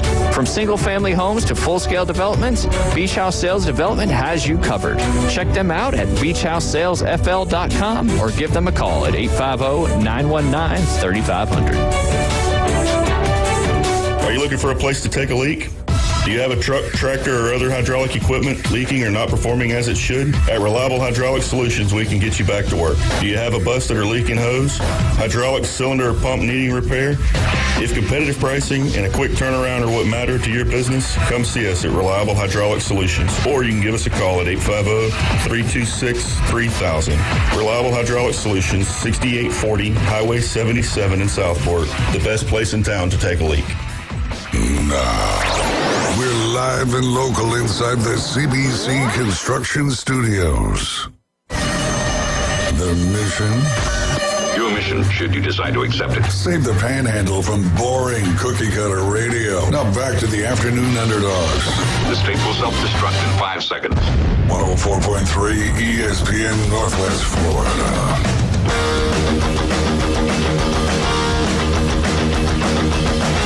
DJ James 5 back there on the ones and twos, keeping us pumped up here in the CBC Construction Studios. You can go to cbcconstruction.com. You can also give them a call at 850-747-3815. We are less than 15 minutes away from the race to Talladega, so make sure that you're ready to call in if you hear your name. How long it takes you to call us back is going to be your qualifying time. Top 2 qualifying times win the race to Talladega, plus 2 tickets to the Jack Links 500 April 27th. And you're going to go to the Arca Menard Series and the Xfinity Series. That's a doubleheader on Saturday. As RJ told us, the Cup Series has this Sunday off for Easter. This is the PCB Hobby Takeover, and we've got Julia with us this afternoon. Julia, how's everything going? It's a Monday. Yeah, it definitely is a Monday. It's a Monday. It's a Monday. Happy Monday. Happy Monday. Not much going on. Well, actually, no. We always have a lot going on. But everyone is pretty much out of town right now. We are all at coin shows, card shows. They're getting back from a Comic-Con. They're up in Chicago right now for C2E2. And then they come back and then immediately go back to Chicago for the National Money Show. So we're just traveling all over. But locally in the shop this week, we are doing some organized play. So on Thursday, we have Lorcana and One Piece. Friday is Magic. And Sunday is Pokemon. Also this week is super exciting. We've had Battle Beast on pre-order on our website as a comic book. And it releases on Wednesday. So that's super duper exciting. We've been waiting for that. We're excited to fill those orders. So if you want to order a copy, definitely go on our website, www.pcbhobby.com. and go ahead and order one of those. We also have our exclusive comics, Amazing Spider-Man, G.I. Joe, Batman Hush, all ready to order on our website. So definitely check it out. You can also get any of these books and many more on our eBay live streams, as well as coins, sports cards, trading cards. We got everything. So check us out at PCB Hobby on eBay Live. You can also stay up to date by following us on Instagram and Facebook at PCB Hobby. So yeah, lots going on. Lots going on. No doubt, as always. All right, so what do we want to dive into next here, Brian? We can go into sports stuff. I mean, we had the big... No coins. No coins this Monday. We had the big Super Saturday this past Saturday. It was packed, as always. A lot of fun in there. A lot of people spinning the wheel. A lot of people ripping wax. It was a really good time.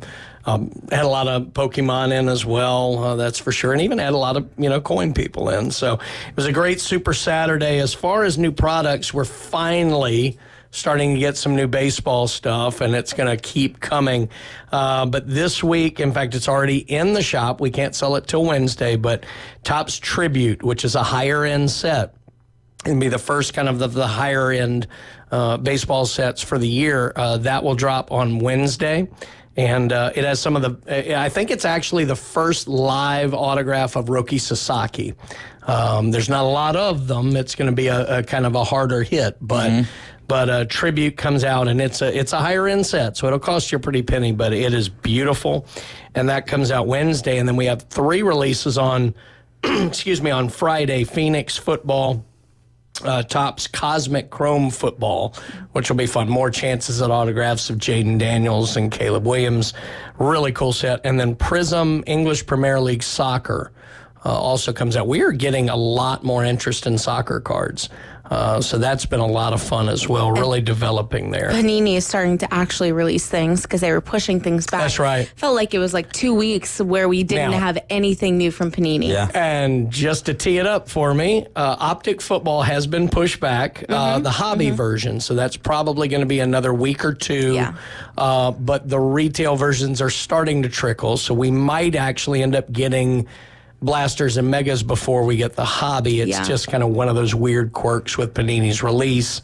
So that has been pushed back. So unfortunately, one of the most sought after releases of the year in Optic Football did get pushed a little bit. But when you start getting into 2 weeks from now, you're going to start seeing Topps Chrome Black baseball. You're going to start seeing flawless basketball, impeccable football. Then you're going to, and you get to the first week of May, and Bowman baseball comes out. So there's a lot coming just in time to set up for the summer, which is always just crazy every week. And Brian, I know it's your favorite. I did see Live Golf on the pipeline. Live Golf impeccable. I'm actually... Imagine that Bryson DeChambeau had he won. I've already found the card I want. What is it? It is Phil Mickelson autograph and also with the Velcro patch of the glove. So, and it says Callaway? Or is it just... Well, it's a generic kind of thing, but it's the Velcro patch of the glove. Like, I want this card in the worst way. So, yeah, I'm very much Team Live, but I'm very much the golf relics are pretty cool. Right. They'll have pieces of tee in there. They'll have pieces of the ball. They don't do grass. I was about to ask. Like, they don't do grass especially yet. from Augusta, which would probably be illegal my gosh, anyways. that would be incredible. but they do like glove and things. Like, they'll do pieces of grip sometimes. So really cool stuff. But yes, I did see that was coming. So I'm going to claim that one. I think. Yeah, so. Wait, so do they do, I know you may have just been joking about the grass, but they don't do like turf or anything No, like that? actually they have in the past. Okay. Not so much grass, but it's like a little plastic container. I've seen it a lot of times with dirt. They did a lot like of this with Old Yankee Stadium. Yeah. When they kind of closed Old Yankee Stadium, they put cards out with dirt from Yankee Stadium, and they'll do stuff like that. There probably are cards with grass in them. I just haven't seen them, but probably not from Augusta though. No, I can't imagine. I've heard some stories of Augusta. people getting away with. They put the FBI on you. Yeah, like they get away with it, like picking up a piece of. You can't some take of the pine chunky straw stuff. out of Augusta. Yeah, and then they'll post it on social media later, and then those people will find a way to get in a little bit of they trouble. never get tickets again. But wow. But no, I mean, there's really cool stuff like that across, and they're getting better at it. Like WWE and UFC have been really big on getting pieces of the ring canvas from very important matches, and that's always really cool. So, yeah, there's a lot of neat stuff and cards that they do with that. I think I've told you once before, Dave, my favorite card that I own. It's not the most expensive one, but I have a Bart Starr with a piece of the football, which is cool. But then when you look on the back, this football was used in Super Bowl I. Right. That's real cool. It almost makes you want to just rip the card open and be able to touch the. There are levels to it. There are general patches which are not from anything specific. There are game worn, and then there's another level. And Topps is really good about this. When sometimes they will actually put a little code that you scan. Yeah, and you can see. It will tell you what game it was from, and I know a lot of people will chase games that they were at. They'll try and find a relic from a game that they were at, which, so it's personal to them. So really neat stuff that they put out, and it's nice to see. We had kind of a little lull there, especially with baseball, but the releases are starting to come hot and heavy, that's for sure. We're going to sell Todd's old captain's hats as relics. Oh, we're going to put them into cards. We got to cut them up. We got to cut them up, put them into cards. I know he has sold one of the hats before on stream. Well, I think it was they were trying to barter a deal with a customer, and the customer's like, okay, I'll do it if you throw in a captain's hat. Yeah. And so he did, And it was a game worn. Game worn. It was pretty much yellowed at that point. I think also one of the charity things that we did for the sheriff's department that time. I think he sold his hat for that one. How many captain hats does he have? So it's actually kind of funny because we've ordered a bunch on Amazon, but we can't order it with the patch on it. So you have to put the patch on. So I sit there. I'm like a sweatshop worker. They have manufacturing. I probably sewed about 10 patches of our logo. Oh, you sew them? You don't just like glue them on there? Julia's going to pull a Nico here and do a contract holdout. Is what she's doing. Yeah. So I hope it goes better for you than it did for Nico, but yeah. Yeah. So I sewed all 10 hats. So he's got about 8. In the back, and they're all in the shot. He just actually switched his out. So we have one ready to auction. Don't worry. There you go. That is awesome, though. I was curious when we started talking about how many he's given away, which 2 or whatever. But still, you got to have multiple ready to go if you're the captain. We got them ready. Don't you worry. You've sewn all of them already. There you go. Yeah. Gotta have them ready. If you need anything embroidered, you just take it up there to PCB Hobby. Right. We got everyone. We got a guy for everything. That's right. This is a PCB Hobby Takeover. We've got Julia, we've got Brian Haddad. I'm David Hazel, and with James Fife. You're listening to ESPN Northwest Florida. Brian, how do you know when it's the right time to sell? Yeah, it's a bit of an art. Yeah.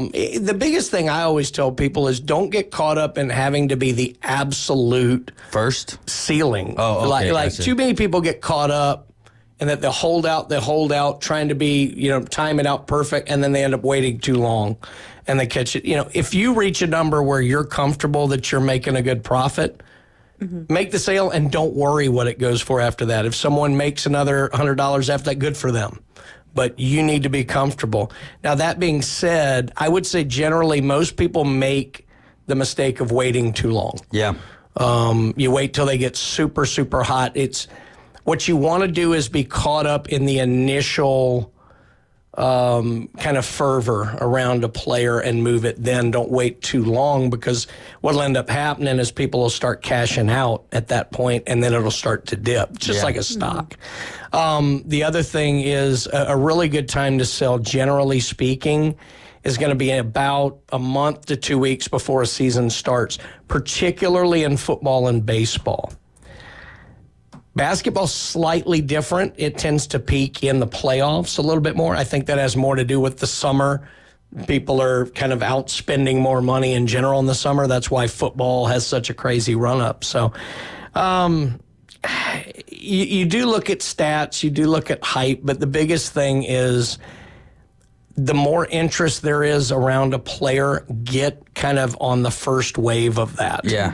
And ride that, because the biggest mistake people make in football is they'll wait until after a guy wins the Super Bowl. And the funny thing is that the night after he wins the Super Bowl, a lot of times he'll drop. The best time to sell for those guys is the week from the championship game to the Super Bowl.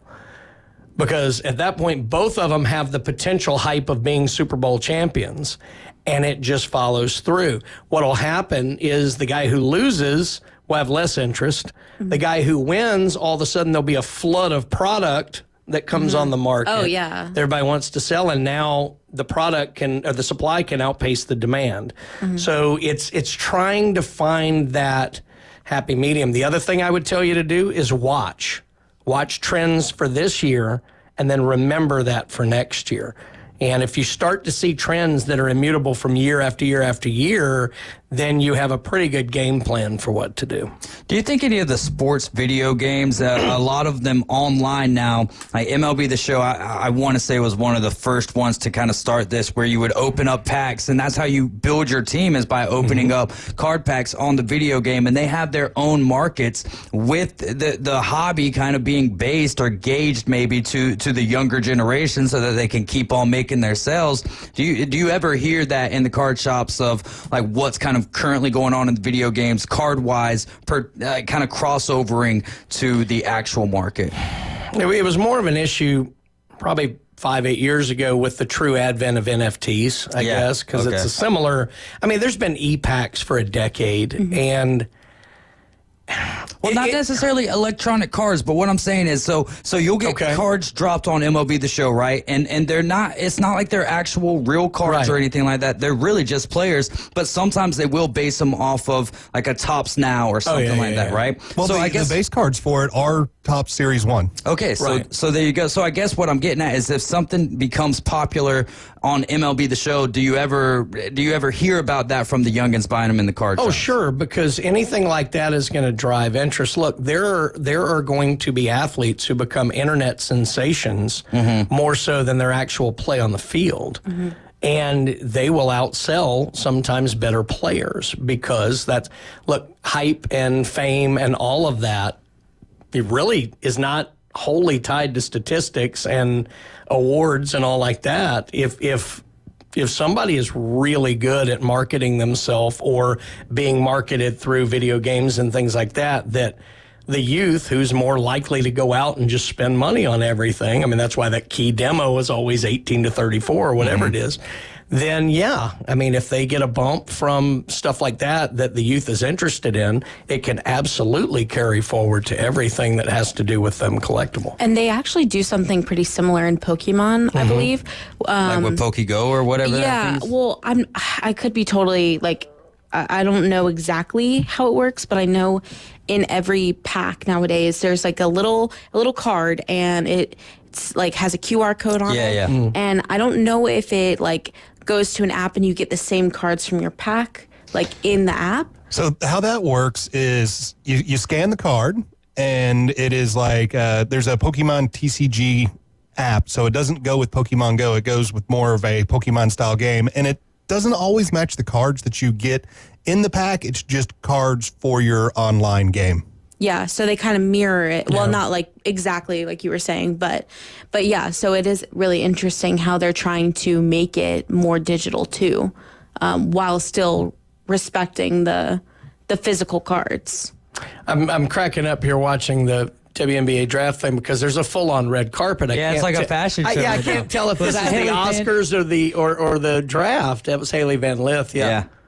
I mean, look, they look a lot better than whatever ridiculous tux nonsense these guys are trying to do now. Well, I would hope so. But I mean, it is full on like Met Gala week here at the WNBA draft. It's I like it else. though. It shows their like duality, style. Yes, that's a thing. Yep. Just how they can break it down, on the court and then on the dance floor, if you will, or for the fancy balls and whatnot. One more question I want to ask this before we get out of here. How do you handle emotional attachment? Do you ever hold on to cards just because they mean something, even if it's not the smartest move financially? Because for me, that's all that it's about, is if it's the emotional attachment, the nostalgia that comes along with it, or just the fact that I like that player. It happens all the time. Now, there's a couple of levels to it. There are some things that are personal collection that I don't care about because I'm never really going to sell it. Yeah. I don't think about it like that unless I was in an absolute bind or whatever. But so yeah, those things I would certainly be emotionally attached to the point I would not make a smart investment decision on them. The one you probably see the most, it's not the way you're thinking of it in terms of an emotional attachment, but there's an emotional attachment to, I paid X for this, I need to make money. And what I mean by that is some people, let's say I paid $100 for a card and it's dropped off a little bit and I could only get 90 for it. Mm-hmm. The emotional end and the competitive nature of most people would be like, I can't sell it for 90. I'm in it for 100. I refuse to lose $10. Mm-hmm. And then 6 months later, that card's selling for $40. So you're out even more. That's where the emotion can get in. And I've made that mistake quite often in my life. I would say that, and Todd and I have actually talked about this, my boss, when I worked in a shop 30 years ago, always talked about, because that would come up, and in this scenario, he would say, if I gave you $90 right now, could you turn that into $150? Exactly. And I said, sure. He goes, so then why wouldn't you do that in this case? If you think that's a fair offer like this, and then you can take that and make money from it, go do that. Don't ride this thing all the way to the bottom. Yeah. And emotion is what makes you do that competitive spirit. So the answer is yes, it happens all the time. And even to people who've done this, I still make that mistake at times because it's competitive. And I need to think about it more as just moving money and investment. Well, yeah, I mean, it hurts when you lose a little bit of money, but you'd rather lose a little than a lot. That's right. And then make that little into something bigger, That's like you right. were just saying. That's right. So. Well, it's time for us to get to the race to Talladega, so we're going to take a quick time out. When we get back, get your phones ready. If we announce your name, call us at 850-215-6290 to qualify for the race to Talladega. Julia, thanks so much for stopping by, and it was an absolutely happy Monday. Happy Monday. All right, you're riding with the Afternoon Underdogs on ESPN Northwest Florida. We'll be right back. ESPN Northwest Florida. We're taking the inside drive. I follow a lot of soccer and basketball on Instagram, and you have some of these NBA players that are like, whoa, man, the Europeans, they're working on fundamentals at a young age where we're just going to tournaments and playing these games. They're really learning the game inside out before they start. Join Ryan Mulvey. Thank you very little. Middays 11 to 1 on ESPN Northwest Florida. Bestway Portable Buildings recognizes the optimism in the air, and a golden age has begun for all to share. Bestway has been constructing durable, custom-made portable buildings in just about any size since 1989. They know what they're doing. Of course, you're not obligated in any way to buy from Bestway Portable Buildings. However, owner Jason Mulder asks that you please give them a try before you buy. Bestway Portable Buildings, a golden age builder north of the Old Mall on Highway 231 and online at bestwayportablebuildings.com. Dreaming of your perfect Florida home? Whether you're buying or selling, I'm here to make it easy. I'm Terry Callahan with Anchor Realty Florida, and I've helped many folks from first-time home buyers to retirees find success in the Bay County real estate market. I'd love to find just the right home and neighborhood to match your family's needs. Let's make your dream home on the Florida Panhandle a reality. Call or text me, Terry Callahan, at 850-919-5025. This is Patrick with Turf Pro Lawn and Pest Control. Your home is your piece of paradise. Turf Pro Lawn and Pest Control can protect your home from unwanted bugs and insects. These pests can cause damage, bring in germs, spread bacteria, viruses, and other problems. To stop and eliminate this from happening, our pest control service is what you need. Call Turf Pro Lawn and Pest Control at 850-890-5820, 850-890-5820, or look us up on Facebook at Turf Pro PC. ESPN Northwest Florida. The Atlanta Braves play here. Here comes the thunder. After a slow start, the Atlanta Braves are ready to launch. Taking no prisoners. Braves win it in the bottom of the 10th. Tonight, the Atlanta Braves host the Toronto Blue Jays. We'll have live coverage coming up from Truist Park at 6. First pitch at 6:07, right here on your home for the Atlanta Braves on the Gulf Coast. ESPN Northwest Florida. You found us inside the CBC Construction Studios. Who was hired? Who was fired? Trades, drafts, and playoffs. We're talking about it. That trade, when it was made, was the right trade. Now back to the Afternoon Underdogs, right here on ESPN Northwest Florida.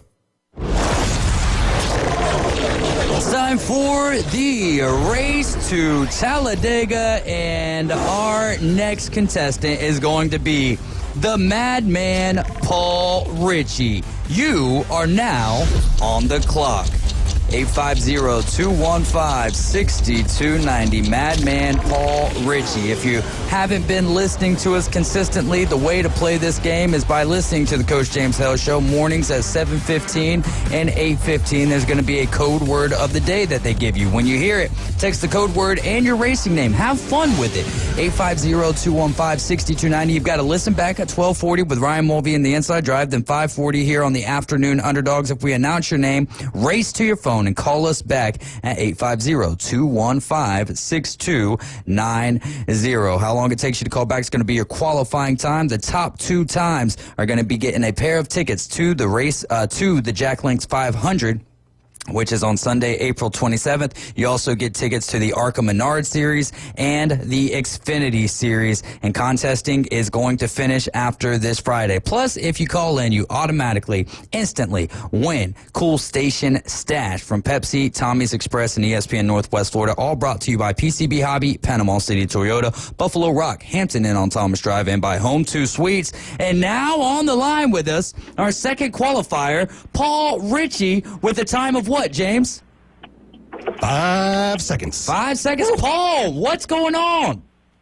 Not a whole lot. How you doing this afternoon? Doing well, man. Have you been to Talladega before?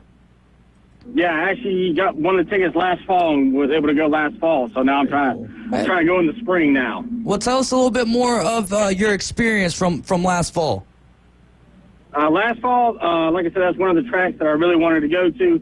Been down to Daytona, I've done Atlanta, so Talladega, of course, we've all heard all the stories about the infield.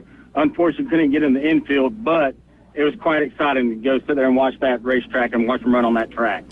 Man, that's awesome, and you are our second qualifier. So right now, you're not in the pole position, but you're right behind Jackson State Jeff. Anything you want to leave us with, Paul? Nope. Besides go Braves, hopefully we get off a snide again and get on a winning streak. All right. Tell me again on a scale of 1 to 10 how excited you are about the possibility, the potential of going to Talladega. Always a 10. Always a 10. Always a 10. Thanks so much for the call, Paul. All right, thank you. All right, that is the madman right there. I like that. He's not in the pole position, but what he can do is he can get up under and get a little air into that spoiler and get him loose going into the turn to make the pass. So it's a good spot to be in. There you go. Your next opportunity is going to be, well, you need to listen to the Coach James House Show 7:15 and 8:15. Make sure that you listen back to the Inside Drive at 12:40 and then the Afternoon Underdogs at 5:40. North Bay Haven, their softball team took down Arnold 7-5. And they are now back-to-back county champions. North Bay Haven is now 15-3 on the year. They're going to be taking on Crestview tomorrow evening on the road. And the Arnold Marlins, the Lady Marlins, they are now 13-5. They're going to be on the road taking on Choctaw this evening. In high school weightlifting, and the boys 2A state championship down there in Lakeland in first place in 149. Traditional Ty Runsaville out of Fort Walton Beach with 540 total points and 168 weight class in traditional. First place was Dawson Newman out of Choctaw with 620 total points. First place in traditional was Cade Fowler from Mosley with 665 total points in the 193 weight class. First place in 168 in Olympic style, Dawson Newman out of Choctaw with 575, and then first place at 213 in the Olympic style, also out of Choctaw, Brandon Stinger. With 650 total points. In high school baseball, these scores are from Friday. Florala beat Walton 12-8. Port St. Joe by 10 over Franklin 13-3. And Mosley shut out Crestview 15-0. In high school softball, as we mentioned, North Bay Haven back-to-back county champs. They beat Arnold 7-5. Rutherford pounced on Poplar Springs 20-6. Walton by 6 over Ponce de Leon 7-1. Bluntstown over Mariana 18-0. Bay all over Graceville 20-2. Bozeman beat Freeport 6-5, and Leon beat Mosley by 10, 11-1. Coach Haddad, we got 5 minutes. Let's do a little best and worst of the weekend. I'm going to go worst first, and it's a weird one, but it bothered me. There's a traditional pin placement on Sunday for all the holes. And they do mess with it every now and then. It's not always, but the one on 16 is one of my favorites. It's always kind of, back left or center left down the slope so that everybody has, where the ball can come off the slope, and they've had hole-in-ones. They've had people get to a foot. It really sets up the last 2 holes, which can be difficult. This year they put it up on the ridge, which is more of a typical Friday placement, and it probably lent itself to the same kind of drama. I love seeing guys nearly hole out on 16, so I didn't like the pin placement. So that might be the only negative I have from the Masters the whole week. I didn't like that on Sunday. What'd you think of the amateur in the creek? Look, I've done that 1,000 times on a golf course, man. I ain't gonna tell him not that to. ain't Augusta. Not at the Masters, and not with 40,000 people on the course. I think sometimes even at the Masters you can forget where you are and when you are. Yeah, 100%. I just thought it was kind of a funny it was story. Funny. And then what about Max Homa hitting into, I forget which fairway it was, but there was a fairway caddy, and the ball, he was, you know how they kind of control play and let you know when it's good to go. Well, Max Homa, maybe he thinned it or whatever, but it was a one-hopper right into the back of the fairway caddy, and that thing could have kept on going forward, but instead bounces backwards. Did you end up seeing that? No, I missed that one, but look, stuff happens. The funnier ones are usually when a ball comes rolling through and someone doesn't know and they pick it up, and then they realize and drop it. You know? Stuff happens, but and then Oberg, in the last 2 holes cost himself $700,000. Yeah, I think he went bogey triple to finish. Now, don't feel bad for him. He still took home $700,000, but dropped him from T3 all the way back to, I think, 7th or whatever it was. And it was a record purse too, at like $21 million. It was big. It was definitely big. It hadn't been that long ago that the winner barely got $1 million. So. My best is going to hurt a little bit. I want everybody ready for this. Make sure we're rolling on this. It's going to be the first time and possibly the last time that my best on something is something the University of Tennessee did. Yeah. Congratulations to Josh Heupel and to the University of Tennessee Athletic Department for having the courage to say no. We have a contract, and we think you should live up to it. And I say courage because I do think it took a lot of courage. Yeah. In this day and age, where, the boosters could turn on you in a dime, and look, they're looking at these guys and we need a quarterback to do this and this, that, or the other. I think it's wonderful that they did that. I think it's hopefully sets a good precedent going forward. I have no ill will toward Nico. Right. But this needed to be done because contracts need to be adhered to. I'd be just as angry if the University of Tennessee tried to upend a contract they made and not pay them out. Well, what about the situation with UNLV? I forget the quarterback's name, but in the middle of the season, can't stand it. But is that? I mean, we don't really know. You know how the truth is. Yeah, they were a little bit. Well, first of all, the first thing I knew this in high school, and I'm not special. Always get it in writing. You're special to us. Well, I've been called special for a lot of reasons, but always get it in writing. Yeah. And so if someone says, "Oh, I'll get you this," no. Get it in writing. So I just think a contract needs to matter, and I think University of Tennessee, whether they intended to or not, they've upheld that, and good for them. Adam Goss says, best red sweep. Now they're 500 on the year. Worst, the Cubs might actually be really good. They had some good games, a lot of runs scored against the Dodgers. Coach Olds, Braves won on Saturday. He was at the park, loved that park. Son competed in state weightlifting one last time. Worst, Orlando Magic ticket prices for tomorrow. I'm not sure what the price is. Best from Ethan, watching his Gators get honored for their third national title at Florida spring game. Worst, all the teams choosing to cancel their spring game. Ole Miss, Texas, Nebraska, FSU, Missouri, with nearly every other school electing not to broadcast their spring games. Texas A&M is the only school with their spring game on TV this year. Barrett's best. Gulf Coast Riptides 2K14 went 8-1 on the weekend, winning gold in Daphne, including winning 5 in a row with no breaks between games. Worse, waking up next day from so-called tournament with a softball hangover. From Katie Fruin, the University of Tennessee being an example of how to navigate this crazy NIL mess by telling Nico to kick rocks. And then David Kelly, amazing finish to the Masters. Just remember, Jesus loves you, so do I. Y'all take care.